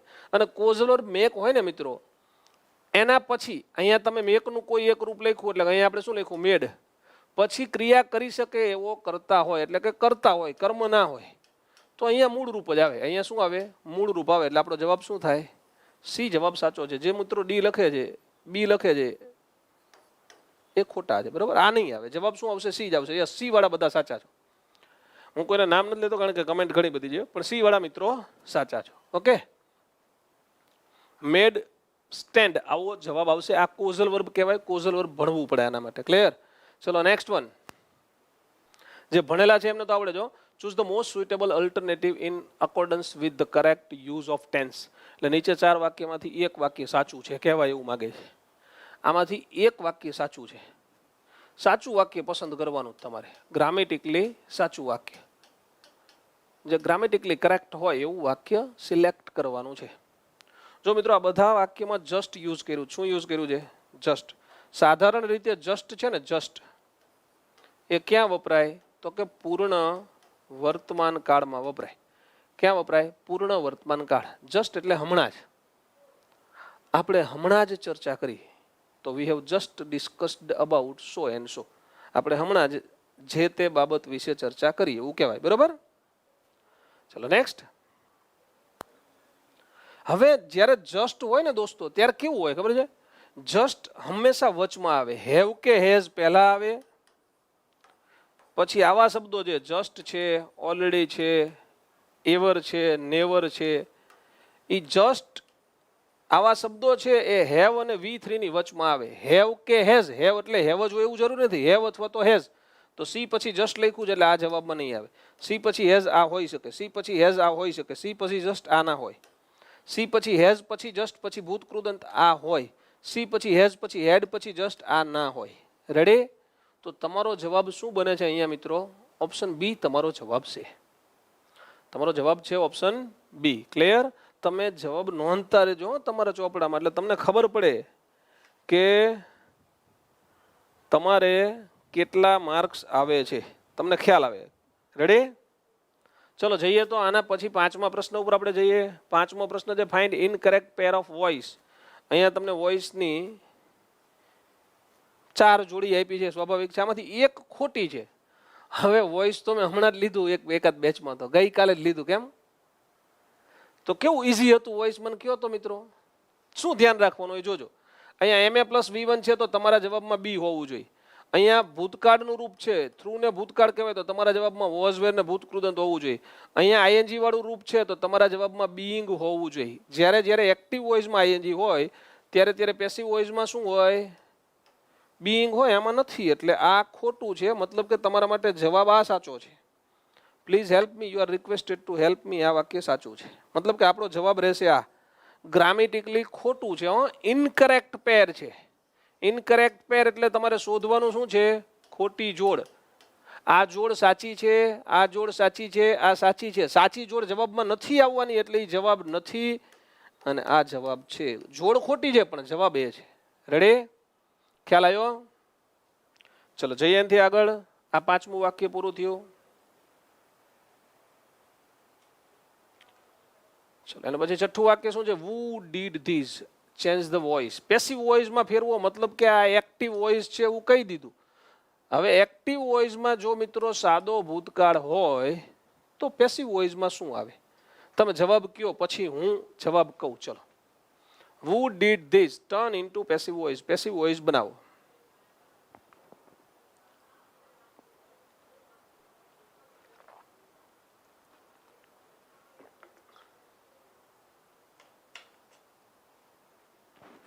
ચલો કમેન્ટ બધાની આવે છે. સી મોટા ભાગના સી કહો છો. સરસ. રિદ્ધિબેન, અશ્વિનભાઈ, રિંકલભાઈ, વીપી સિંહ, આહા આપણા પૂર્વ રક્ષામંત્રી લાગે છે. પટેલ જિગ્નેશ, હાર્દિક પટેલ, નિધિ પરમાર, સુનિલ પટેલ, અશ્વિન ધામેચા, નિધિ મોરી, પટેલ નરેશ, પરમાર હિતેશ, પરમાર સિદ્ધાર્થ, રિંકલ પટેલ, મહેન્દ્રભાઈ, સુજલ, હવે સ્પીડ વધી ગયો. જિજ્ઞાબેન તમારો જવાબ ખોટો છે. જિજ્ઞાબેન બેસદડિયા. શરદ જોશી તમારો જવાબ એ ખોટો છે. ચલો સરસ. જો વુ હોય તો બાય વુમ થાય, મતલબ કે આ બેમાંથી આ એક જ છે બાય વુમ વાળું. શરૂઆતમાં પૂરું થઈ ગયું, જવાબ આવી ગયો. By whom was this done. કેટલાય હોય મને ખબર છે, પણ આને નથી આપ્યો ઓપ્શન પરીક્ષા જેને પેપર સેટર હતો એને, એટલે તમે નસીબદાર છો. બાય વુમ તો આપવું જ જોઈએ શરૂઆતમાં. હવે એકમાં જ બાય વુમ આપો તો ખબર પડે કે વુ એક્ટિવ વોઇસ હોય તો પેસિવ વોઇસમાં બાય વુમ જ આવે. જવાબ એમને આવી ગયો. બરાબર ને મિત્રો? ચલો સાતમો પ્રશ્ન કંઈક આવો છે. Rita has 2 sisters but she doesn't speak to dash of them. આ તમારા 4 ઓપ્શન છે. ફટાફટ 30 સેકન્ડ તમારા માટે, હું પછી પ્રશ્ન સોલ્વ કરાવીશ. બરાબર?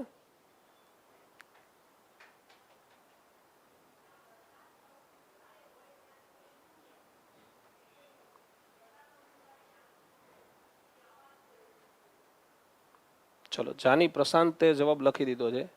પ્રશાંત જાની બી કહે છે, ઉર્વિશ મહેતા સી કહે છે.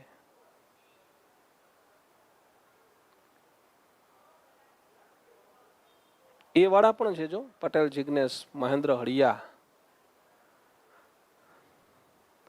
હાર્દિક પટેલ બી કહે છે.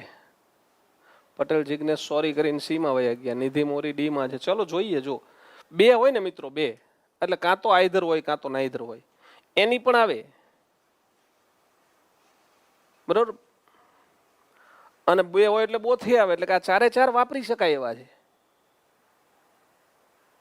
બિલકુલ બિલકુલ લગધીર ભારતી. બાકી હોય તો એટલે જ તમને એડવાન્સમાં આખો જ સિલેબસ આપી દીધો છે બેન. તમે એને વારા ફરતી વારા જોઈ લ્યો. આ તમારું પ્રોનાઉન નામનું ચેપ્ટર છે. પ્રોનાઉન એની અંદર આપ્યું છે. સર્વનામ નામના પ્રકરણની અંદર આ વસ્તુ આપેલી હોય. બરાબર? એને બે બેન છે, but she doesn't speak to dash of ધેમ. બેમાંથી એકેની સાથે બોલતી નથી. બેમાંથી એક કેવું હોય ને તો આઈધર કહેવાય.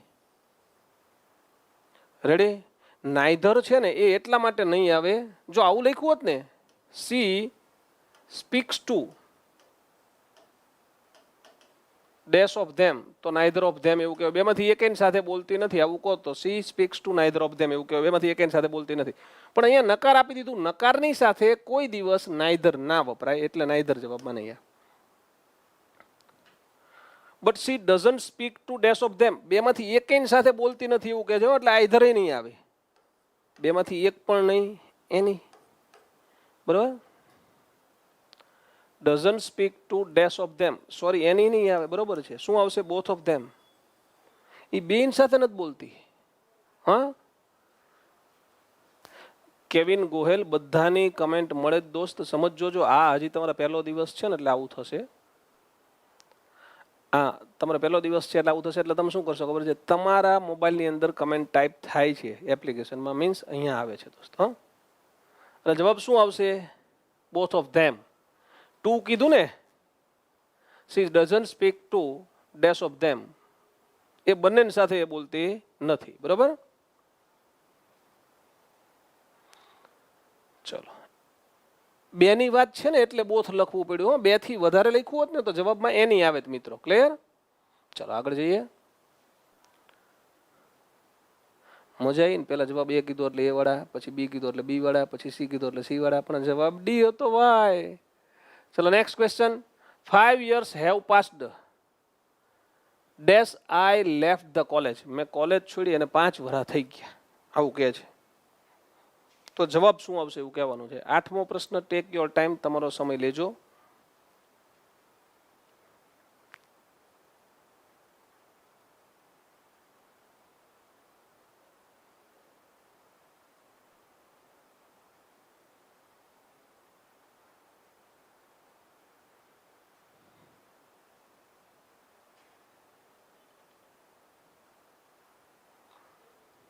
ચલો, જો પાછળ છે ને સાદો ભૂતકાળ હોય ને મિત્રો, પાછળ સાદો ભૂતકાળ હોય, આગળ પૂર્ણ વર્તમાન કાળ હોય, અથવા તો ચાલુ પૂર્ણ વર્તમાન કાળ હોય, તો આ પ્રકારના વાક્યમાં સિન્સ જ આવે. યાદ રાખજો. શું આવે? સિન્સ જ આવે. તો આપણો જવાબ શું રહેશે? સિન્સ. બાકી કોઈ જવાબ આવશે નહીં. જ્યારે આગળ પૂર્ણ વર્તમાન કાળ કે ચાલુ પૂર્ણ વર્તમાન કાળ હોય અને પાછળ સાદો ભૂતકાળ હોય, આ શું કહેવાય ખબર છે? Since I left the college, મતલબ કે સિન્સ તમે કોઈ એક વર્ષ દાખલે કે મેં કોલેજ પૂરી કરી હતી 2003માં, તો સિન્સ 2003 આવું કહેવાય આને.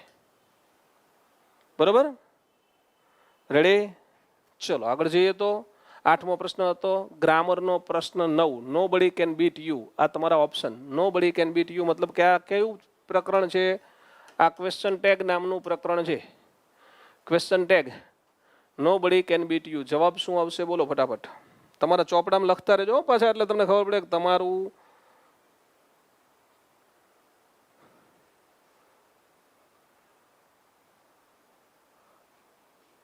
મેરિટ કેટલું થાય 35માંથી. બરાબર ને?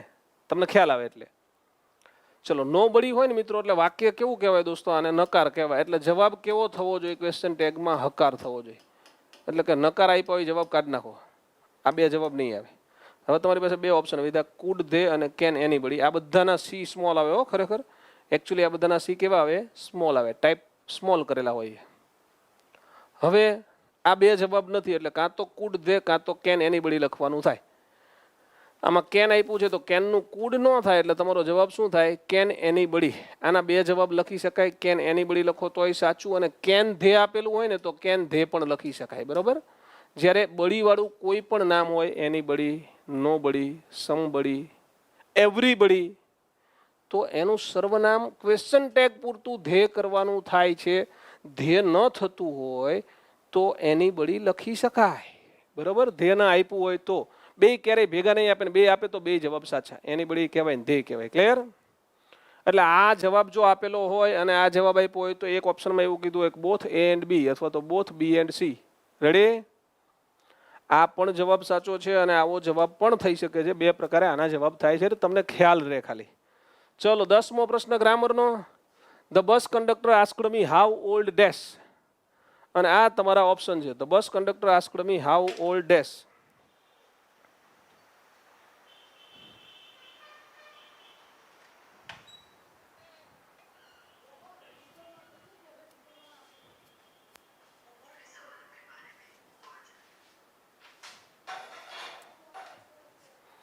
ચલો બોલો જવાબ શું આવશે?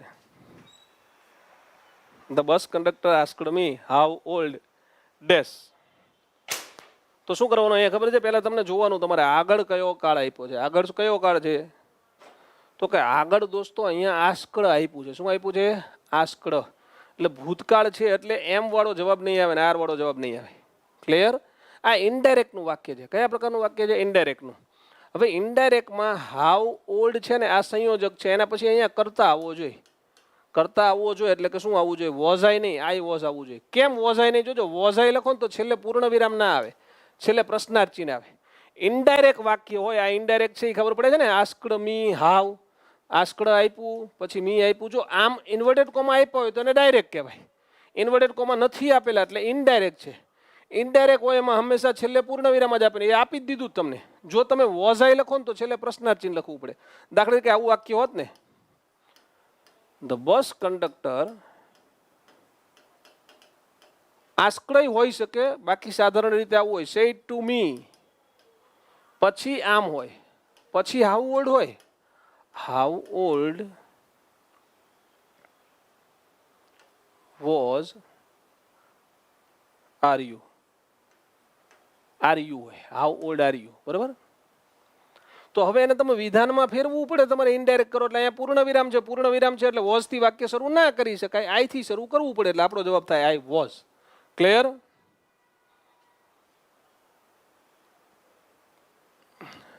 નો જ રે ને. આઈ એમ ક્યાંથી રે? અહીંયા આસ્કડ છે, સાદો ભૂતકાળ છે દોસ્ત. હા, વીપી સિંહ. અહીંયા ભૂતકાળ હોય ને તો પાછળ ભૂતકાળ થઈ જાય. એટલે હાઉ ઓલ્ડ આઈ એમ નહીં પણ how old I was. Understand? Clear? આ શેમાં આવશે? તો આ ડાયરેક્ટ ઇનડાયરેક્ટ નામનું પ્રકરણ છે. આ એનો કોન્સેપ્ટ છે. ડાયરેક્ટ ઇનડાયરેક્ટમાં આવે.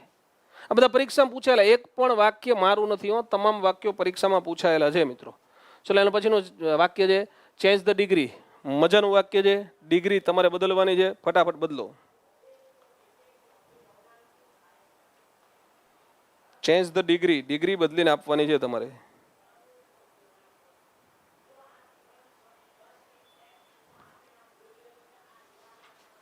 ડિગ્રી બદલો. આ ડિગ્રી અપવાદ રૂપ છે. ડિગ્રી શું છે? અપવાદ રૂપ. ડિગ્રી પણ શું છે? અપવાદ રૂપ ડિગ્રી છે. જો સમ થી વાક્ય શરૂ થાય ને સમ વાળું અને પીડી હોય, આ પીડી છે એ ખબર પડે છે ને, પીડી માં મૂળ રૂપ આવે, પોઝિટિવ ડિગ્રી છે, તો સીડી અને એસડી છે ને એ નકાર બને. સીડી અને એસડી માં નોટ આવવું જોઈએ. સીડી અને એસડી માં નોટ આવવું જોઈએ. તો આ ધ્યાન એટલે આને શું કહેવાય? Comparative degree. અહીંયા ધ્યાન એટલે આને શું કહેવાય? Comparative degree. એઝ એટલે આને શું કહેવાય? પોઝિટિવ. પોઝિટિવમાંથી પોઝિટિવ ન બને, નન ના હોય, એટલે આ બેમાંથી એક નન હોઈ શકે એવું નથી, ના હોય. બરાબર. હવે ટેનિસન ઇઝ નોટ, આ નકાર છે, આ નકાર નથી, એટલે આ ના હોય. સીડી કેવી બનવી જોઈએ? નકાર. ટેનિસન ઇઝ નોટ ગ્રેટર ધેન, અને અહીંયા સમ આવવું જોઈએ. તો આ જવાબ સાચો છે. કદાચ આનું પોઝિટિવમાં જવાબ બનાવ્યો હોત તો આવો હોત. Tennyson is not the greatest poets.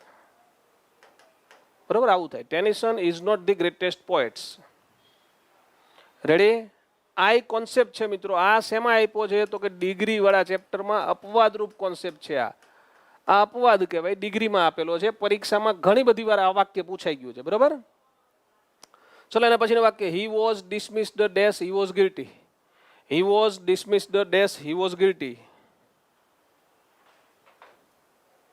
તમારા ઓપ્શન છે ફોર, એન્ડ, સિન્સ, ઓફ. આ ચાર તમારા ઓપ્શન છે. Take your time. 30 સેકન્ડ તમારી, પછી જવાબ આપો. He was dismissed dash he was guilty. એને ડિસમિસ કરવામાં આવ્યો એટલે કે એને રૂક્ષદ આપવામાં આવી. પેસિવ વોઇસ છે. રૂક્ષદ આપવી એટલે વોઝ ડિસમિસ્ડ. કારણ કે એ કસૂરવાર હતો, દોષી હતો. રેડી? વ્હાઇટ ની બદલે રેડ કરી દઈએ. ચલો બસ, પેન બ્લેક કરી દઈએ. બ્લેક. બ્લેક દેખાય છે ને? જોજો અહીંયા લખવાનું છે આપણે કારણ કે. શું લખવાનું છે? કારણ કે. કારણ કે તે દોષી હતો, આવું તમારે લખવાનું છે. રેડી? કારણ કે. આઈ થિંક વ્હાઇટ સારી રહેશે, કઈ પેન સારી રહેશે તમે મને કહો તો. આમાંથી કયા કલરમાં વધારે અનુકૂળતા આવે છે? તમને 3 કલરની લાઈન દોરી દીધી મેં. તો કલર કમેન્ટ કરો, પછી જવાબમાં જઈએ.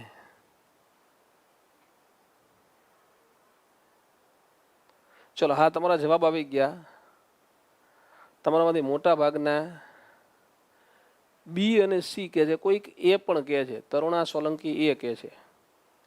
ચલો, એ બી સી બધું આવે છે, ડી નથી આવતો કોઈનો. બરાબર. અશ્વિનભાઈ બ્લેક કહો છો. ચલો, બ્લેક તો છે જ. બરાબર ને? આપણે રાખીએ છીએ બ્લેક. આ ફોર છે ને, એનો અર્થ કારણ કે થાય. એન્ડ નો અર્થ અને થાય. સિન્સ નો અર્થ પણ કારણ કે થઈ શકે. ઓફ એટલે નો ની નું ના. નો ની નું ના. રેડી? એટલે આમાં નો ની નું ના આવે અને ના આવે. કાં તો ફોર આવે, કાં તો સિન્સ આવે. બરાબર ને? કાં તો ફોર આવે, કાં તો સિન્સ આવે. હવે વચમાં જ્યારે હોય ને મિત્રો, ત્યારે ફોર લખાય. વચમાં કોઈ દિવસ સિન્સ નથી વપરાતું. કારણ કે ના અર્થમાં સિન્સ વપરાય તો વાક્યની શરૂઆતમાં વપરાય. સિન્સ એઝ વાક્યની શરૂઆતમાં વપરાય. ક્યારેક બીકોઝ પણ વાક્યની શરૂઆતમાં આવી શકે. ચારે ચારનો અર્થ જોજો, ધ્યાન રાખજો. સિન્સ, એઝ, ફોર અને બીકોઝ. આ ચારે ચારનો અર્થ કારણ કે એવો થાય છે. પણ આ બે શબ્દો એવા છે જે વચ્ચે વાપરી શકાય. આ બે શરૂઆતમાં વપરાય, વાક્યની શરૂઆતમાં. રેડી? અને બીકોઝ એવો શબ્દ જે વચ્ચે વપરાય ને શરૂઆતમાં વપરાય. ફોર માત્ર વચ્ચે જ વપરાય. બીકોઝ વાક્યની શરૂઆતમાં વપરાય, વચ્ચે વપરાય. સિન્સ અને એસ છે એ કારણ કે તરીકે વપરાય ત્યારે વાક્યની શરૂઆતમાં જ હોય. રેડી? ઓકે.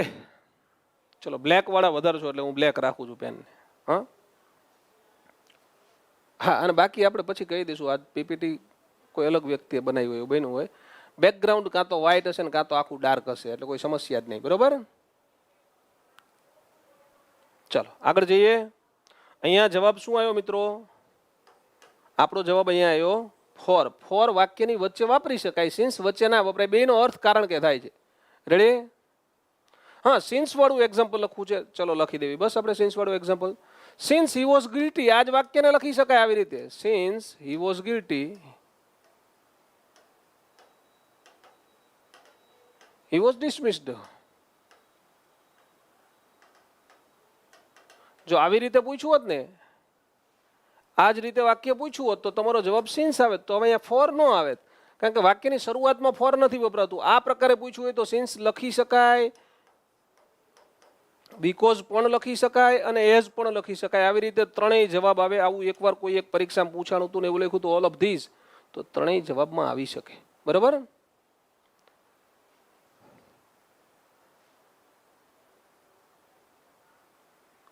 ખ્યાલ આવ્યો ને મિત્રો? વચ્ચે ખાલી જગ્યા છે એટલે ફોર કે બીકોઝ આવે. શરૂઆતમાં ખાલી જગ્યા હોય તો સિન્સ વાપરી શકાય, એઝ વાપરી શકાય અને બીકોઝ વાપરી શકાય. અહીંયા ફોર ના આવે શરૂઆતમાં ખાલી જગ્યા હોય તો, કારણ કે ફોર છે એનો અર્થ કારણ કે ત્યારે જ થાય જ્યારે બે વાક્યની વચ્ચે હોય જોડવા માટે. હવે અપવાદ શરૂ થઈ ગયા. હવે શું શરૂ થઈ ગયું મિત્રો? અપવાદો. હવે અપવાદની ખાલી જગ્યાઓ, પહેલી ખાલી જગ્યા આવી, મતલબ કે 12 પૂરી થઈ ગઈ ગ્રામરની.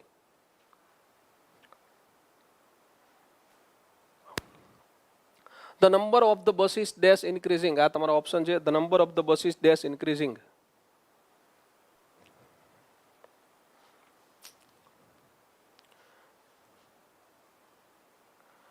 એક છે ને આ ગ્રામરનો ક્વેશ્ચન જે આગળ ગયો દોસ્તો,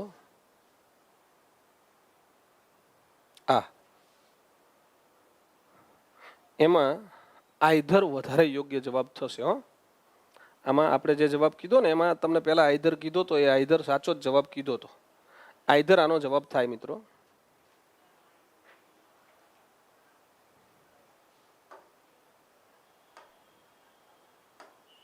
આના આવ્યો એક જ મિનિટ.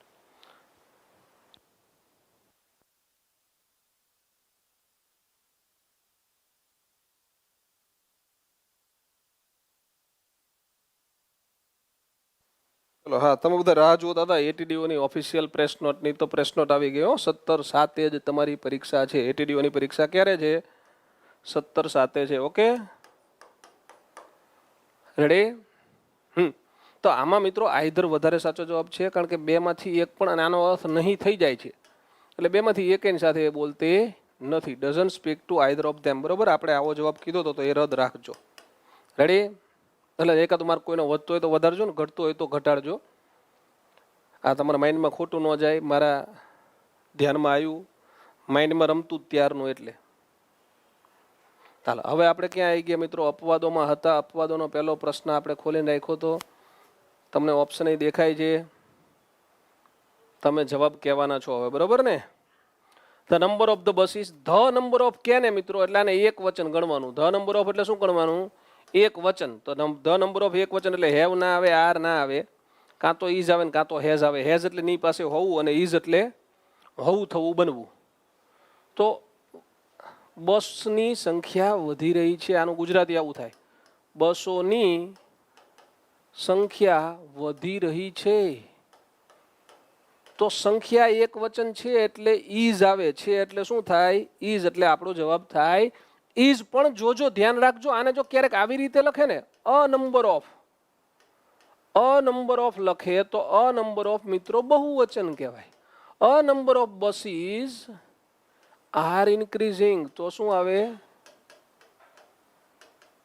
તો આનું ગુજરાતી એવું થાય, અ નંબર ઓફ નું ગુજરાતી ઘણી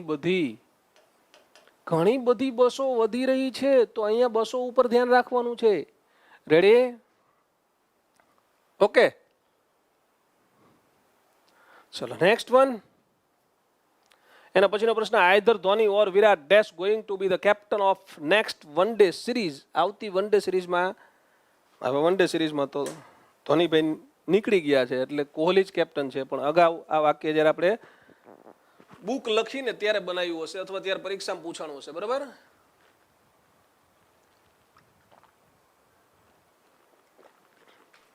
ત્યારે કન્ફ્યુઝન હોય. એટલે તો જ્યારે મિત્રો આઈધર ઓર કે નાઈધર નોર હોય અને ક્રિયાપદ મૂકવાનું થાય તો ઓર કે નોર પછી જે કરતા હોય આને વિરાટની સાથે જે આવે ને એ આવે. હવે જોજો, ધ્યાન રાખજો. નેક્સ્ટ છે, નેક્સ્ટ એટલે ભવિષ્યકાળ કહેવાય. એગ્રી બધાય? બરોબર ને? એટલે કે વેર ના આવે. બરોબર ને? અને વિરાટ છે, વિરાટની સાથે આરે ના આવે. હવે તમારે વિલ લખવું છે મિત્રો. હું દાખલા તરીકે અહીંયા વિલ લખું તો વિલ પછી કોઈ દિવસ ગોઈંગ આવે? તમને ઓલો 10 કલાકનો એક લેક્ચર આપ્યો છે ક્રિયાપદનો, યુટ્યુબ ઉપર આખો છે, બધા જ કાર્ડ આવી જાય એવો. તો વિલ પછી હંમેશા મૂળ રૂપ આવે, વિલ પછી ગોઈંગ લખી શકાય નહીં, એટલે વિલ એ નહીં આવે. તો તમારો જવાબ શું રહેશે? Is going to be. જવાબ શું રહેશે? Is. Okay, Patel Naresh is આવે દોસ્ત. હા, ચલો ત્રીજો પ્રશ્ન તમારો સમય લેજો. He as well as his friends, આ સબ્જેક્ટ વર્બ એગ્રીમેન્ટનો ક્વેશ્ચન છે. SVA સબ્જેક્ટ વર્બ એગ્રીમેન્ટનો પ્રશ્ન છે. આ તમારા ઓપ્શન. આમાં ધ્યાનમાં રાખવાનો કી પોઈન્ટ છે એઝ વેલ એઝ હોય, અલોંગ વિથ હોય, આવા બધા શબ્દો છે, આનું આખું લિસ્ટ છે. એના માટે તમારે સબ્જેક્ટ વર્બ એગ્રીમેન્ટ SVO કરતા ક્રિયાપદ સુસંગતતા નામનું પ્રકરણ જોવું રહ્યું. બરાબર, બહુ ઇમ્પોર્ટન્ટ છે. આ પ્રકરણમાંથી સ્પર્ધાત્મક પરીક્ષામાં 1 to 2 માર્ક્સનું ફરજિયાત આવે. એક જ લેક્ચર 1.5 કલાકનો હોય ખાલી. બરાબર, હા. જ્યારે એઝ વેલ એઝ હોય ને ત્યારે એઝ વેલ એઝ ની આગળના કરતાને ધ્યાનમાં રાખવાનો. હીની સાથે શું વપરાય? આર ના વપરાય. હીની સાથે મૂળ રૂપ ના વપરાય. હીની સાથે વેર ના વપરાય. હીની સાથે એસ કે યસ વાળું રૂપ આવે. એટલે આપણો જવાબ આવે ઓપ્શન બી, કમ્સ. યસ, મોટા ભાગના બી કમેન્ટ કરે છે અને જવાબ બધાનો સાચો છે. અશ્વિન, સુનિલ, હાર્દિક, નરેશ, જિગ્નેશ, ઘણા બધા નામ ઉપર વયા ગયા, હું વાંચી ન શીખો. ગીતાબેન તમારો ખોટો છે. ગીતાબેન ગોહિલ સી લખે છે. રેડી? બાકી બધા મિત્રોના જવાબ સાચા છે. રાધિકા ડાંગર રાઈટ. ચલો નેક્સ્ટ ક્વેશ્ચન તરફ ગતિ કરીએ આપણે. એના પછીનો પ્રશ્ન, Yadav is one of the players who dash for the test match. આ તમારા ઓપ્શન છે. જ્યારે સંયોજક વુ હોય અને એના પછી તમારે ક્રિયાપદ નક્કી કરવાનું હોય તો એના પહેલા જે હોય ને આ બહુવચન છે ને, તો હવે ક્રિયાપદ બહુવચન પ્રમાણે આવે. યાદ રાખવાનું. તો બહુવચન હેઝ ના કહેવાય, બહુવચન હેઝ ના કહેવાય, બહુવચન આર કહેવાય, બહુવચન હેવ કહેવાય. બરોબર, આ ચાલુ ક્રિયા હોય તો જ લખી શકાય આર બીઇંગ સિલેક્ટેડ, પણ પસંદ થયા છે એટલે પૂર્ણ ક્રિયા છે, તો આપણો જવાબ શું લખવો પડે? Have been selected. Ready? Select કરવાની ક્રિયા સાધારણ રીતે ચાલુ ન જ રહી શકે, આમથી પૂર્ણ જ હોય. તો આ વાક્ય શેનું કહેવાય? પૂર્ણ વર્તમાન કાળનું કહેવાય. જવાબ આવે હેવ બીન સિલેક્ટેડ. ઓકે, જો એકલું વન ઓફ ધ હોત ને, આવું one of the players is, જોજો આવું વાક્ય હોય, વન ઓફ ધ પ્લેયર્સ ખાલી જગ્યા ફોર ધી ટેસ્ટ મેચ, આ પ્રકારનું વાક્ય હોત મિત્રો, તો આમાં વુ નથી, આમાં તો સીધું જ વન ઓફ ધ પ્લેયર્સ છે. તો જ્યારે વન ઓફ ધ હોય તો એને એક વચન ગણવાનું. તો one of the players is અથવા તો હેઝ બીન સિલેક્ટેડ, તો જવાબ શું લખવાનો થાય? આ વાક્ય હોય તો આપણો આ જવાબ થાય. One of the players has been selected. પણ એવું કે વન ઓફ ધ પ્લેયર્સ વુ અથવા તો ડેટ, આવું કંઈક સંયોજક આપી દે તો એની આગળનો શબ્દ ધ્યાનમાં રાખવાનો, પ્લેયર્સ. અને પ્લેયર્સ બહુવચન છે એટલે એની સાથે બહુવચન રૂપ આવે હેવ બીન સિલેક્ટેડ. તો બેન ધર્મિષ્ઠા ભોઈ, ધર્મિષ્ઠા બેન તમે કંઈક બીજી વાર કે ત્રીજી વાર કમેન્ટ કરી સર ક્વેશ્ચન લેક્ચરમાં કરાવો તો સારું. તો આને શું કહેવાય બેન?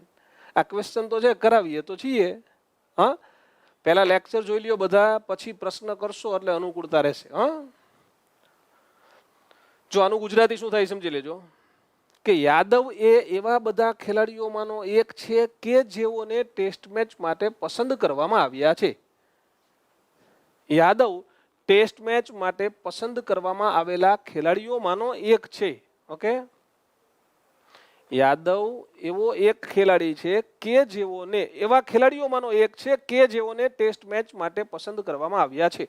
આવું ગુજરાતી થાય. અને એવી બધી ના ખબર પડે તો તમારે યાદ રાખવાનું, વચમાં આ પ્રકારે સંયોજક હોય, વુ હોય, ધેટ હોય, વિચ હોય, તો એની પહેલા શું જોવાનું? એક વચન છે કે બહુવચન? બહુવચન છે તો ક્રિયાપદ બહુવચનનું, એક વચન છે તો ક્રિયાપદ એક વચનનું. ચલો નેક્સ્ટ ક્વેશ્ચન, અપવાદમાં છઠ્ઠો, દાલ બાટી એન ચૂરમા. ખાવાનો કોઈ પણ આવો આખી ડીશ હોય તો એ ડીશને એક વચન કહેવાય. તો ઇઝ માય ફેવરિટ ડીશ, આ જવાબમાં આવે નહીં. બરાબર, રેડી? બહુ સરળ ક્વેશ્ચન હતો એટલે ફટાફટ મેં તમને જવાબ આપી દીધો. એના પછીનો પ્રશ્ન તમારા માટે છે, Ram as well as Hari and Govinda. હવે અહીંયા તમને ખબર પડી ગઈ, આ તમને ખ્યાલ જ છે કે એઝ વેલ એઝ હોય તો એઝ વેલ એઝ પહેલાના કરતાને તમારે રામ કે રમા જે વાંચો એને ધ્યાનમાં રાખીને ક્રિયાપદ લખવાનું છે. તો જો ત્રીજો પુરુષ એક વચન હોય મિત્રો, તો એની સાથે મૂળ રૂપ ના આવે, એની સાથે ડુઈ ના આવે, એની સાથે આરે ના આવે, તો એની સાથે એસ કે ઈએસ વાળું રૂપ આવે. એટલે જવાબ શું આવશે? લાઇક્સ. ખબર પડે છે? જો અહીંયા ખાલી તમે આ 2 3 4 વાક્ય કરો તો તમને વાક્યો આવડવા માંડે છે. તો આખો લેક્ચર તમે એકવાર જોઈ લ્યો. આ વન્સ અગેન શેનું છે મિત્રો? સબ્જેક્ટ. જો અપવાદો છે ને એ વધારે ક્યાંથી આવશે એવું કહી દઉં તમને. અપવાદો વધારે સબ્જેક્ટ વર્બ એગ્રીમેન્ટ નામના પ્રકરણમાંથી આવશે. ઓકે, જે સાધારણ રીતે ટ્રેડિશનલી કોઈ ભણાવતું હોતું નથી અને ઘણા બધા ખોટું ભણાવે છે. આમાંથી એવા કેટલા મિત્રો છે કે જેમને યુટ્યુબની અંદર સબ્જેક્ટ વર્બ એગ્રીમેન્ટનો લેક્ચર કોઈ બીજાનો જોયો હોય અને એ ખોટું ભણાવતા હોય. હા, ઘણા બધા પછી મને સ્ક્રીનશોટ પાડીને મોકલતા હોય છે. હા, ચલો નેક્સ્ટ વન. એના પછીનો પ્રશ્ન મિત્રો, અ નંબર ઓફ બસીસ. હવે આ તો તમને આવડી ગયું. અ નંબર ઓફ બહુવચન કહેવાય. તો જવાબ શું આવે? Are increasing. હમણાં ધ નંબર ઓફ હતું, the number of buses is increasing. A number of હોય તો બહુવચન ગણવાનું. એટલે જવાબ શું આવે? Are increasing. હમણાં મેં તમને આ સમજાવી દીધો હતો એટલે જવાબ મેં તમને કહી દીધો કે શું આવે? આર આવે. યસ, આની પીડીએફ તમને એપ્લિકેશન વાળા બધાને મળશે. યુટ્યુબમાં જે મિત્રો આ લેક્ચર જોવે છે એમને પણ આવતીકાલે જ્ઞાન એકેડમીની ટેલિગ્રામ ચેનલની અંદર આની પીડીએફ મળી જશે. બરાબર. જે મિત્રો ટેલિગ્રામમાં નથી જોડાયેલા એ બધાને જોડાવવું હોય તમને તો ટેલિગ્રામમાં જઈને જ્ઞાન જી લખવાનું અથવા તો જ્ઞાન એકેડમી લખવાનું. જે ગ્રુપ ખુલે લગભગ કંઈક 32-33 હજાર 34 હજાર સબસ્ક્રાઈબર હશે એમાં જોઈન કરી દેવાનું. બરાબર. એટલે આ બધી તમને પીડીએફ ત્યાં મળતી રહેશે. યુટ્યુબમાં ફ્રી લેક્ચર લેવાય એ બધાની પીડીએફ તમને ત્યાં મળતી રહેશે.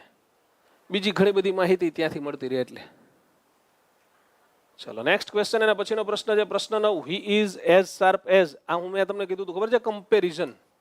મિસેલેનસમાંથી કમ્પેરિઝનનો સ્પેલિંગ એ મજાનો છે. કમ્પેરિઝન પૂછ્યા. આ કમ્પેરિઝન છે. As sharp as. સરસ નરેશભાઈ, તને કોઈ વાંધો નહીં આવે. નરેશભાઈ એવું કહે છે કે ઇંગ્લિશના લેક્ચર તમારા સિવાય કોઈના નથી જોતો.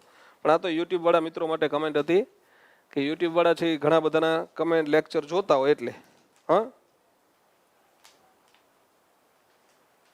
ચલો જો આવું કેમ જ્યારે તમને એઝ શાર્પ એઝ, ધારદાર શેના જેવું હોય? સોય જેવું ધારદાર. નીડલ એટલે સોય થાય. નીડલ એટલે શું થાય? સોય.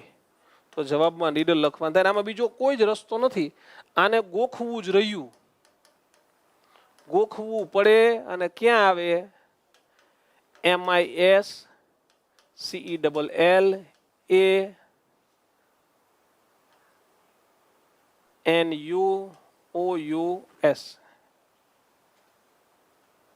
મિસેલેનસ.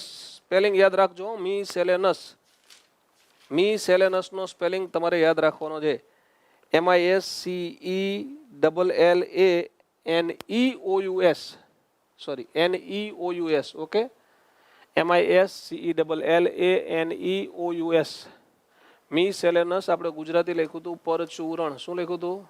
પરચૂરણ અથવા તો પ્રકીર્ણ. આ એનું પ્રશ્ન એનો છે. તમે બીજું કઈ ન થાય, ગોખવું પડે ગોખી નાખજો. રેડી? યસ, સુનિલ પટેલ તમારો જવાબ સાચો છે દોસ્ત. ચલો નેક્સ્ટ વન. એની આવે. બરોબર છે કિંજલ, સાચી વાત છે. એની આવે દોસ્ત. સિલેક્ટ મિસમેચ ધ પેર એટલે ખોટી જોડ શોધો. ખોટી જોડ શોધો. તો આ જોડે તમને શેમાં આપી હશે? મિસેલેનસમાં. ફરીથી લખી દેવી આપણે. MISCELLANEOUS. આવું યાદ રાખવાનું છે. મિસેલેનસ. ફોક્સ છે એના બચ્ચાને કબ કહેવાય કે ન કહેવાય? તો કહેવાય. મોસ્કીટોના બચ્ચાને લાર્વા કહેવાય. ઈગલના બચ્ચાને ઈગલેટ કહેવાય. ગોટના બચ્ચાને કીટ ના કહેવાય પણ કીડ કહેવાય. શું કહેવાય? કીડ. મતલબ કે આ ખોટું છે પણ જવાબ તરીકે ઈ સાચું છે. બરોબર? કારણ કે ખોટી જોડ શોધવાની છે એટલે. હા, કોઈ પણ ને કંઈ પણ પ્રશ્ન હોય એપ્લિકેશન સંદર્ભે તો 89 806 77555 અથવા તો 84 696 77555 પર કોલ કરવો. બરાબર? અને તમારી પાસે એપ્લિકેશન હોય તો મિત્રો એપ્લિકેશનમાં વોટ્સઅપની નિશાની દોરેલી દેખાશે કાયમ. એની ઉપર ક્લિક કરશો એટલે તમને નંબર સીધા બે બતાવશે. આ બંને નંબર બતાવશે, સીધો જ ત્યાંથી ડાયલ થઈ જશે. બરાબર? બિલકુલ ઉર્વિશ મહેતા, માઇન્ડથી શાર્પ વિચારાય દોસ્ત. પણ અહીંયા વિચારવાનું નથી, તમારે કમ્પેરિઝન યાદ રાખવાની છે. આ પ્રશ્નની અંદર ઉર્વિશભાઈ એવું કહે છે કે માઇન્ડથી શાર્પ હોય જ. મેં જ ઓપ્શન મૂક્યા હતા, જો કે આમાં આપ્યું જ નથી મેં, પણ માઇન્ડથી શાર્પ એ ઓપ્શનમાં આપી શકે. પણ તમારે યાદ રાખવાનું છે કે એઝ શાર્પ એઝ કે ને એટલે આને તુલના કહેવાય. કમ્પેરિઝન કહેવાય. તુલના હોય ત્યારે તુલના શાર્પ માટે નીડલ સાથે જ થાય, એટલે જવાબમાં નીડલ જ લખવું પડે. બરાબર. ઉર્વેશ મહેતા, બીજા મોબાઈલમાં લોગિન કરશો તો નહીં થાય, બેમાં બંધ થઈ જશે. એક જ મોબાઈલમાં લોગિન કરવાનું, ફરજિયાત યાદ રાખવાનું. બરાબર. બેમાં કરો તો ન જ થાય ને ભાઈ. ચેતન પાંડવ તમને સૂચના આપી છે, એક જ ફોનમાં ચાલશે, બેમાં બંધ થઈ જશે. બરાબર. એક વખત ચાલુ કરી દેશે પછી ફરીથી આવું કરશો તો બંધ થઈ જશે પરમેનન્ટ. ચલો મિસમેચ ગયું. અપવાદ 11મું એરોપ્લેન. તો ક્યાં હોય એરોપ્લેનને? ક્યાં મૂકવામાં આવે? પાર્ક કરવામાં આવે હેંગરમાં. તો બર્ડ્સને ક્યાં રાખવામાં આવે? એરોપ્લેન છે એ હેંગરમાં રાખવામાં આવે, તો બર્ડ્સ ક્યાં રાખવામાં આવે? આ બધાનું ગુજરાતી તમારે કરવાનું રહેશે. બસ તમને આ એક નવું કામ આપું, આ 4 શબ્દોનું ગુજરાતી શોધજો. આને શું કહેવાય? અને તમે પ્રાણી સંગ્રહાલયમાં ગયા હોય તો બર્ડ્સનો જે ડિપાર્ટમેન્ટ હોય ને એને શું કહેવાય? એવિયરી. તો આ તમારો જવાબ છે એવું મેં તમને કહી દીધું, પણ એના સિવાયના 3 શબ્દમાંથી એક તો આવડે જ છે. ઓકે, કાંઈ નહીં કરવાનું. ચેતન પાંડવ, ત્યાં સુધી આરામ કરવાનો દોસ્ત. યુટ્યુબમાં લેક્ચર હશે, જોઈ લેવાના. ઓકે, તમે અત્યારે શેમાં જુઓ છો? ચેતન પાંડવ,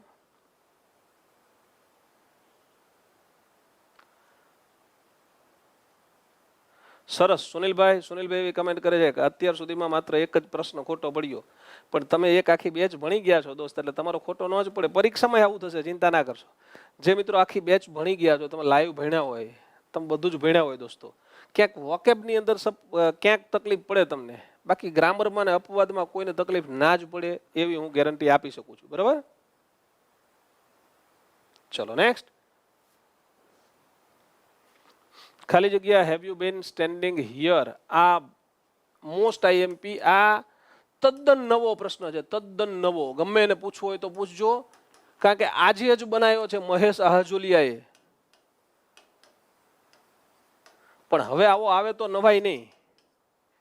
હવે આવું આવે તો નવાઈ નહીં, કારણ કે આપણે મિસેલેનસ નામનું ચેપ્ટર છે, ફરીથી MIS પછી સેલ ANEOUS મિસેલેનસ નામનું ચેપ્ટર છે મિત્રો. એની અંદર આ વસ્તુ મેં તમને આપેલી છે.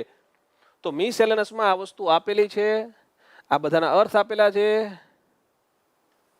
આનો જવાબ થાય વેર ફોર. કયા કારણથી, શા કારણથી, એવું એનું ગુજરાતી થાય. શા કારણથી, ફોર વિચ રીઝન. શા કારણથી તમે અહીંયા ઊભા છો, આવો જવાબ આવે. ક્યાં ઊભા છો, ક્યાંથી ઊભા છો, ક્યાં ઊભા છો એવું ના આવે. આને ક્યાં કહેવાય, આને ક્યાં કહેવાય, આને ક્યાંથી કહેવાય. રેડી? Very good. બી નો અર્થ માસ્ટલી કરતા, સાચી વાત છે સંજય સોનાગરા. હા, ચલો એના પછી મિત્રો વોકેબ્યુલરી સિલેક્ટ ઇનકરેક્ટ પેર. થોડી ઉતાવળ રાખી લેવી આપણે. ડોર માઉસ તો ડોર માઇસ થાય, પાસર બાય તો પાસર્સ બાય થાય, બિલીફ તો બિલીવ્સ ન થાય, રેડિયો તો રેડિયોસ થાય. તો તમારો જવાબ આ નથી, આ નથી, આ નથી. જવાબ આ થયો, પણ આ ખોટી પેર છે. સાચી શું થાય? તો બિલીફનું બહુવચન બિલીફ્સ જ થાય. BELIEF અને સીધો S લાગે, VES થતું નથી. યાદ રાખજો ખાસ. Okay, ready? આ એક વચન બહુવચનનો પ્રશ્ન છે, સિંગ્યુલર પ્લુરલનો. અને એમાં જે અપવાદ છે ને એ જ બધા પરીક્ષામાં પૂછાશે. સિંગ્યુલર પ્લુરલ GSSSBમાં 100% આવશે. લખવું હોય તો લખી લેજો. બરાબર. VP સિંગ ઓપ્શનમાં વાય હતું દોસ્ત. હોય તો આવે, ઓપ્શન ઉપરથી જવાબ બને ને, આપણા માઇન્ડમાંથી ગમે એ નહીં લખી શકાય. ઓકે દોસ્ત, ચલો સિલેક્ટ ઇનકરેક્ટ પેર. ફરીથી પાછું બી છે એ હમિંગ કરે, સ્પેરો છે એ ચીરપિંગ કરે, ટાઈગર ગોબલ ન કરે, સ્લીપ બ્લીટિંગ કરે. ટાઈગર છે તો રોરિંગ કરે. ટાઈગર શું કરે? રોરિંગ કરે. Okay, tiger roars. તો જવાબ એ આવશે. Young man of butterfly can not be called. ચલો આનો જવાબ તમને ટાઈમ આપું બસ. Young one of butterfly can not be called. બટરફ્લાયના બચ્ચાને શું ન કહી શકાય? ધ્યાન રાખજો, પ્રશ્ન આવી રીતે ધ્યાનમાં રાખવો પડે.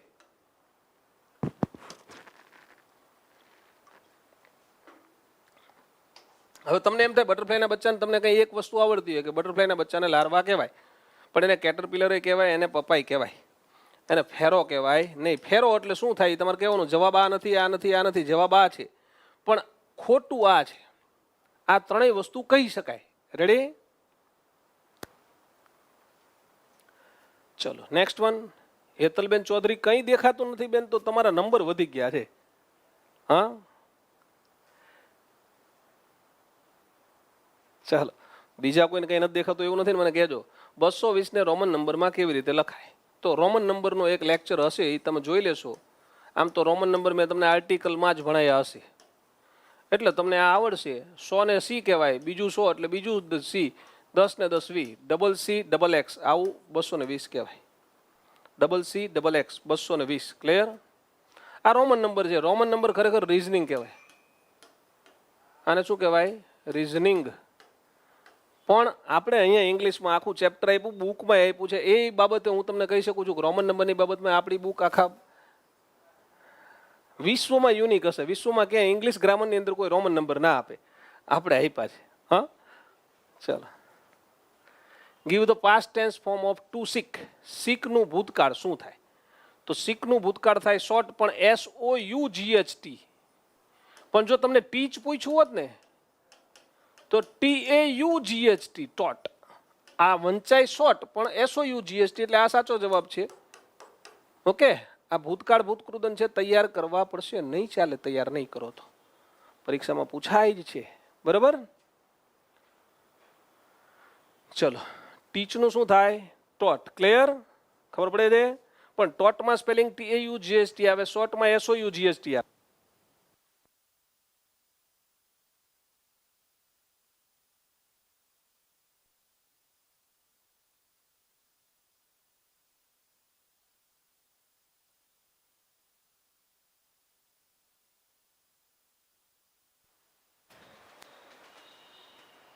કરતો જ.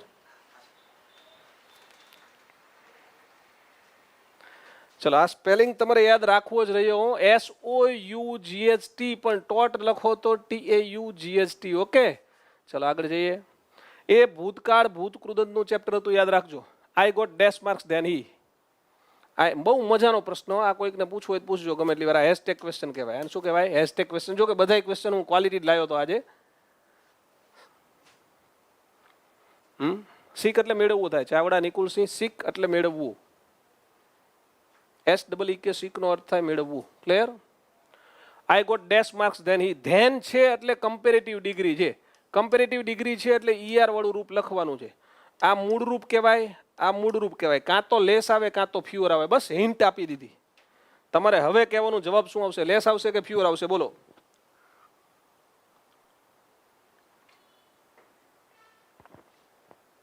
લેસ કે ફ્યુઅર? તો આ એવું છે મિત્રો, લેસ ધેન જ બધાના માઇન્ડમાં આવે, પણ જવાબમાં ફ્યુઅર ધેન આવશે. માર્ક્સ ગણી શકાય, અને ગણી શકાય જે એની સાથે કોઈ દિવસ લિટલ કે લેસ વપરાય નહીં. ફ્યુ ગણી શકાય એની સાથે જ વપરાય. જવાબ ફ્યુઅર આવે. કોઈ નહીં લખે. યસ, પટેલ નરેશ, ત્યાં ડી લખ્યું એની પાછળનું રીઝન છે કે તું ગેરંટેડ બેચમાં ભણ્યો છું. આ ભણ્યો છું ને ભાઈ, એ ફ્યુઅર લખે, બાકી કોઈ ના લખે. જે મિત્રો મારી પાસે અગાઉ ભણી ગયા છે એ ફ્યુઅર લખે. કારણ કે આ પ્રશ્ન મેં તમને કીધો જ હોય. કારણ કે અપવાદરૂપ વસ્તુ મારા માઇન્ડમાં આવી જાય. અપવાદરૂપ વસ્તુ મારા માઇન્ડમાં આવી જાય, હું તમને કહી જ દેતો એટલા માટે. બરાબર ને? સરસ. જિજ્ઞાબેન, જવાબ સાચો જ તમારો બેનો. Aditi sings well and dash does Aditya. Aditi sings well and dash does Aditya. આ પ્રકારે કોઈ પણ વાક્યમાં ડુ, ડઝ કે ડીડ પછી કર્તાનું નામ લખવામાં આવે તો ની જેમ એવો મિનિંગ એનો સો નો થાય. ની જેમ. બરોબર? સો ડઝ આદિત્ય એવું લખવાનું થશે. યાદ રાખજો. સો ડઝ આદિત્ય. રડે?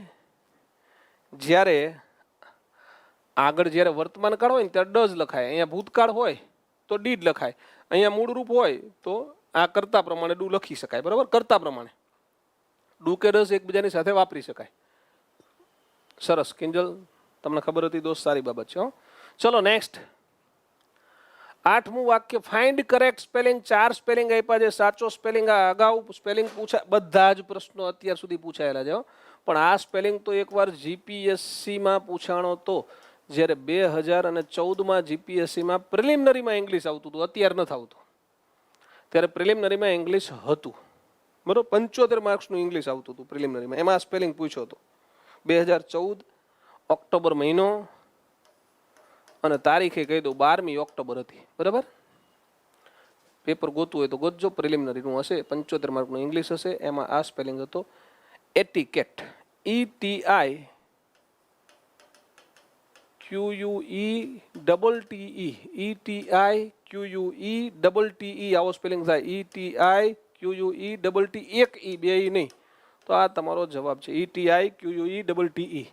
ETI QUETTE. સ્પેલિંગ છે ને આંખથી ફોટા પાડીને યાદ રાખવાના, અને યાદ રાખો ને તમને યાદ રહી ગયું હોય તો પેનથી પહેલાં લખવાનું આવી રીતે, જે લખાય નહીં સાચો હોય, બરાબર, જ્યારે કન્ફ્યુઝન થાય ત્યારે. એટિકેટ. રેડી? ચલો next. Which of the following, following નહીં, વિચ ઓફ ધ ફોલોઈંગ્સ. શું આવે? વિચ ઓફ ધ ફોલોઈંગ્સ, બરાબર, is not a synonym of. નીચેનામાંથી કયો શબ્દ પાયસ, પાયસ એટલે પવિત્ર થાય, શું થાય? પવિત્ર નો સમાનાર્થી કયો નથી? પાયસનો સમાનાર્થી કયો નથી? પાયસનો સમાનાર્થી કયો નથી? અહીંયા ક્વેશ્ચન માર્ક આવે, બરોબર. તો ડેવોટ એટલે ડેવોટી, આવું કહેવાય ને આપણે, અનુયાયીઓ માટે શબ્દ વપરાય. ગોડલી એટલે ભગવાન જેવું, રિલિજિયસ એટલે ધાર્મિક, અનહોલી, હોલી એટલે પવિત્ર થાય, HOLY પવિત્ર થાય, તો આ એનો વિરોધી છે, એટલે કે આ નથી. તો જવાબ આ નહીં થાય, જવાબ આ થશે. કયો નથી? નેગેટિવ વાળા ક્વેશ્ચન વધારે પૂછાય, બરાબર. યસ, રાધિકા ડાંગર જવાબ સાચો. જેટલાય મોટા ભાગના એડી લખ્યું, એક જ જણે સી લખ્યું છે, બાકી એ બધાને જવાબ સાચા છે. હા, સરસ, તમારું બધાનું વોકેબ સારું છે એવું કહેવાય. હો, ચલો, select one word for favourable to health. સ્વાસ્થ્યપ્રદ, સ્વાસ્થ્ય માટે સારું હોય એવું, સ્વાસ્થ્ય માટે અનુકૂળ હોય એવું કયું? સ્વાસ્થ્ય માટે સારું હોય એવું કયું? તો આ તમારા 4 ઓપ્શન છે. ફેમાઇન. ફેમાઇન એટલે શું થાય?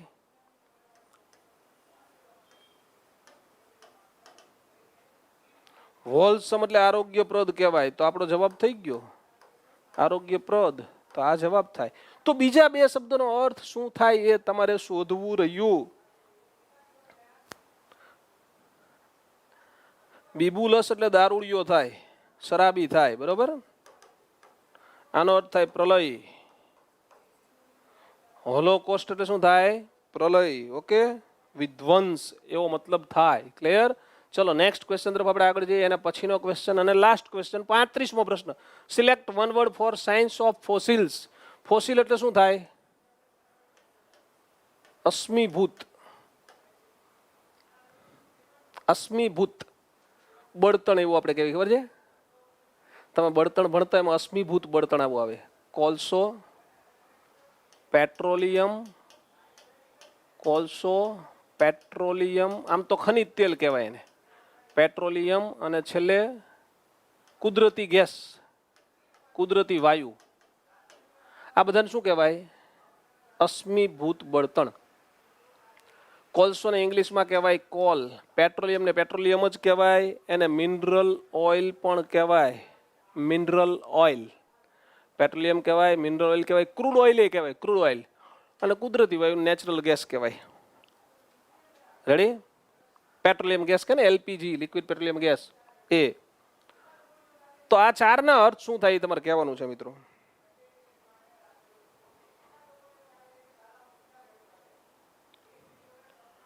આ 4નો અર્થ શું થાય આ તમારે કહેવાનું છે. વારા ફરતી વારા એક એકનો અર્થ કયો. પહેલા શબ્દનો અર્થ શું થાય, બીજાનો શું થાય, ત્રીજાનો શું થાય. ઘડિયાળ બનાવવાની જે ક્રિયા છે ને એને હોરોલોજી કહેવાય. ઘડિયાળ નિર્માણ.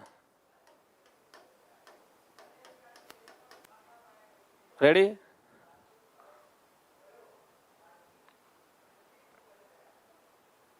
ચલો, બીજાનો અર્થ શું થશે એ તમારે કહેવાનું છે.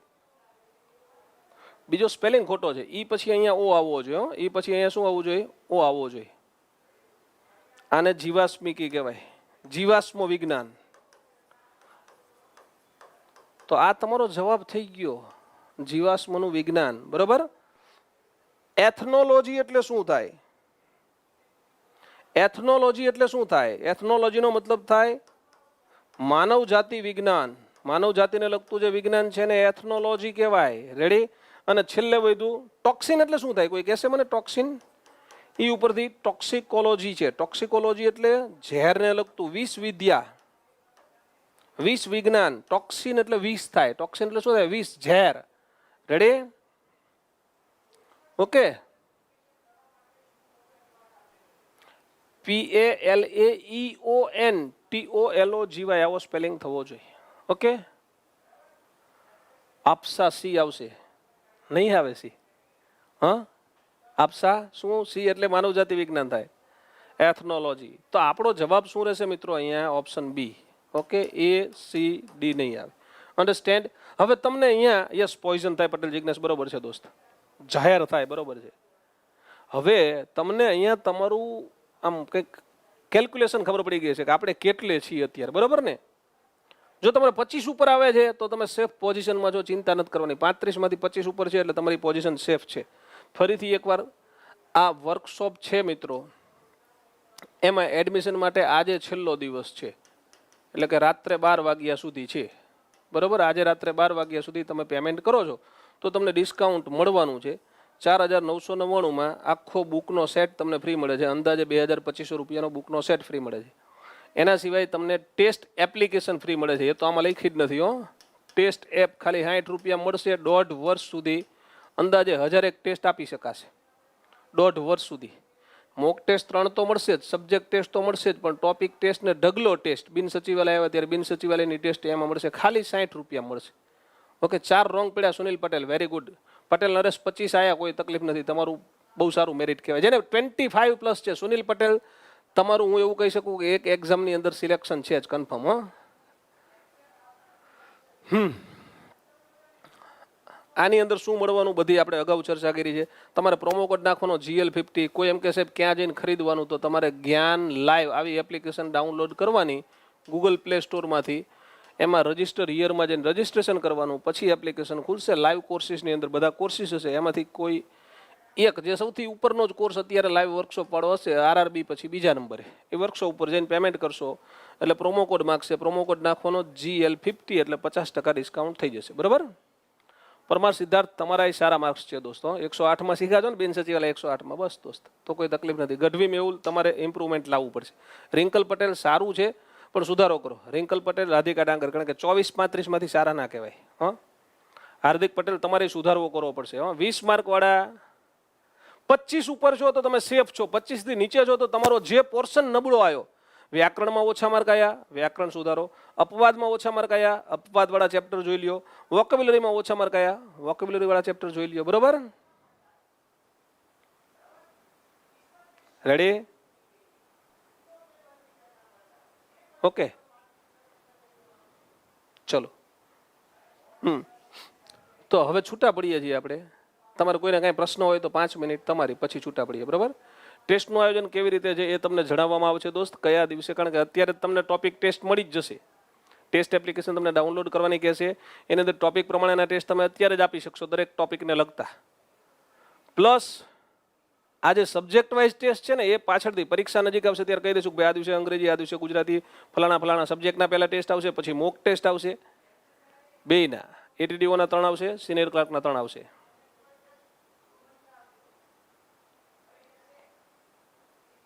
બિલકુલ પટેલ જિગ્નેશ. હા,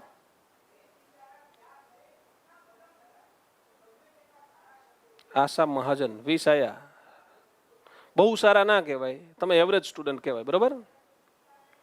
ટેસ્ટ એપમાં ગીતાબેન ગોયલ કેમ પેમેન્ટ કરવાનું, તમે કોલ કરજો. કોલ માટેના નંબર તમને અહીંયા દેખાતા હશે ક્યાંક, આ જો આ 2 નંબર, બરાબર? હું નહીં અહીંયા લખી દઉં છું, 89 806 77 555. આના ઉપર કાલ સવારે 10 વાગે કોલ કરવાનો. ઓકે, તમને સમજાવશે. રાધિકા ડાંગર, તમારે લક્ષ ક્લાસ 3 ને જ ફોલો કરવાનો છે. હા,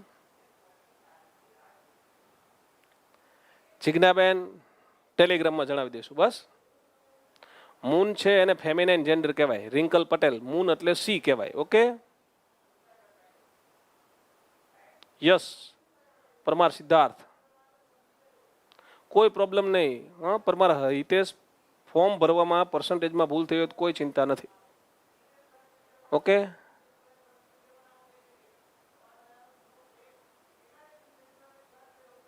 સાવડા નિકુલસિંહ, તકલીફ હોય એપ્લિકેશનને લગતી તો હું બહુ નહીં જાણતો હોય, ટીમને ફોન કરજો. હા, યસ. દેવેન્દ્ર, તને તો આપેલું જ છે ગવડી. હા, 25 આયા, સરસ. Patel Jignesh, yes. Test app છે, કોઈને અત્યારે ખાલી ડાઉનલોડ કરી લેવી હોય તો જ્ઞાન ટેસ્ટ એવું લખવાનું. શું લખવાનું?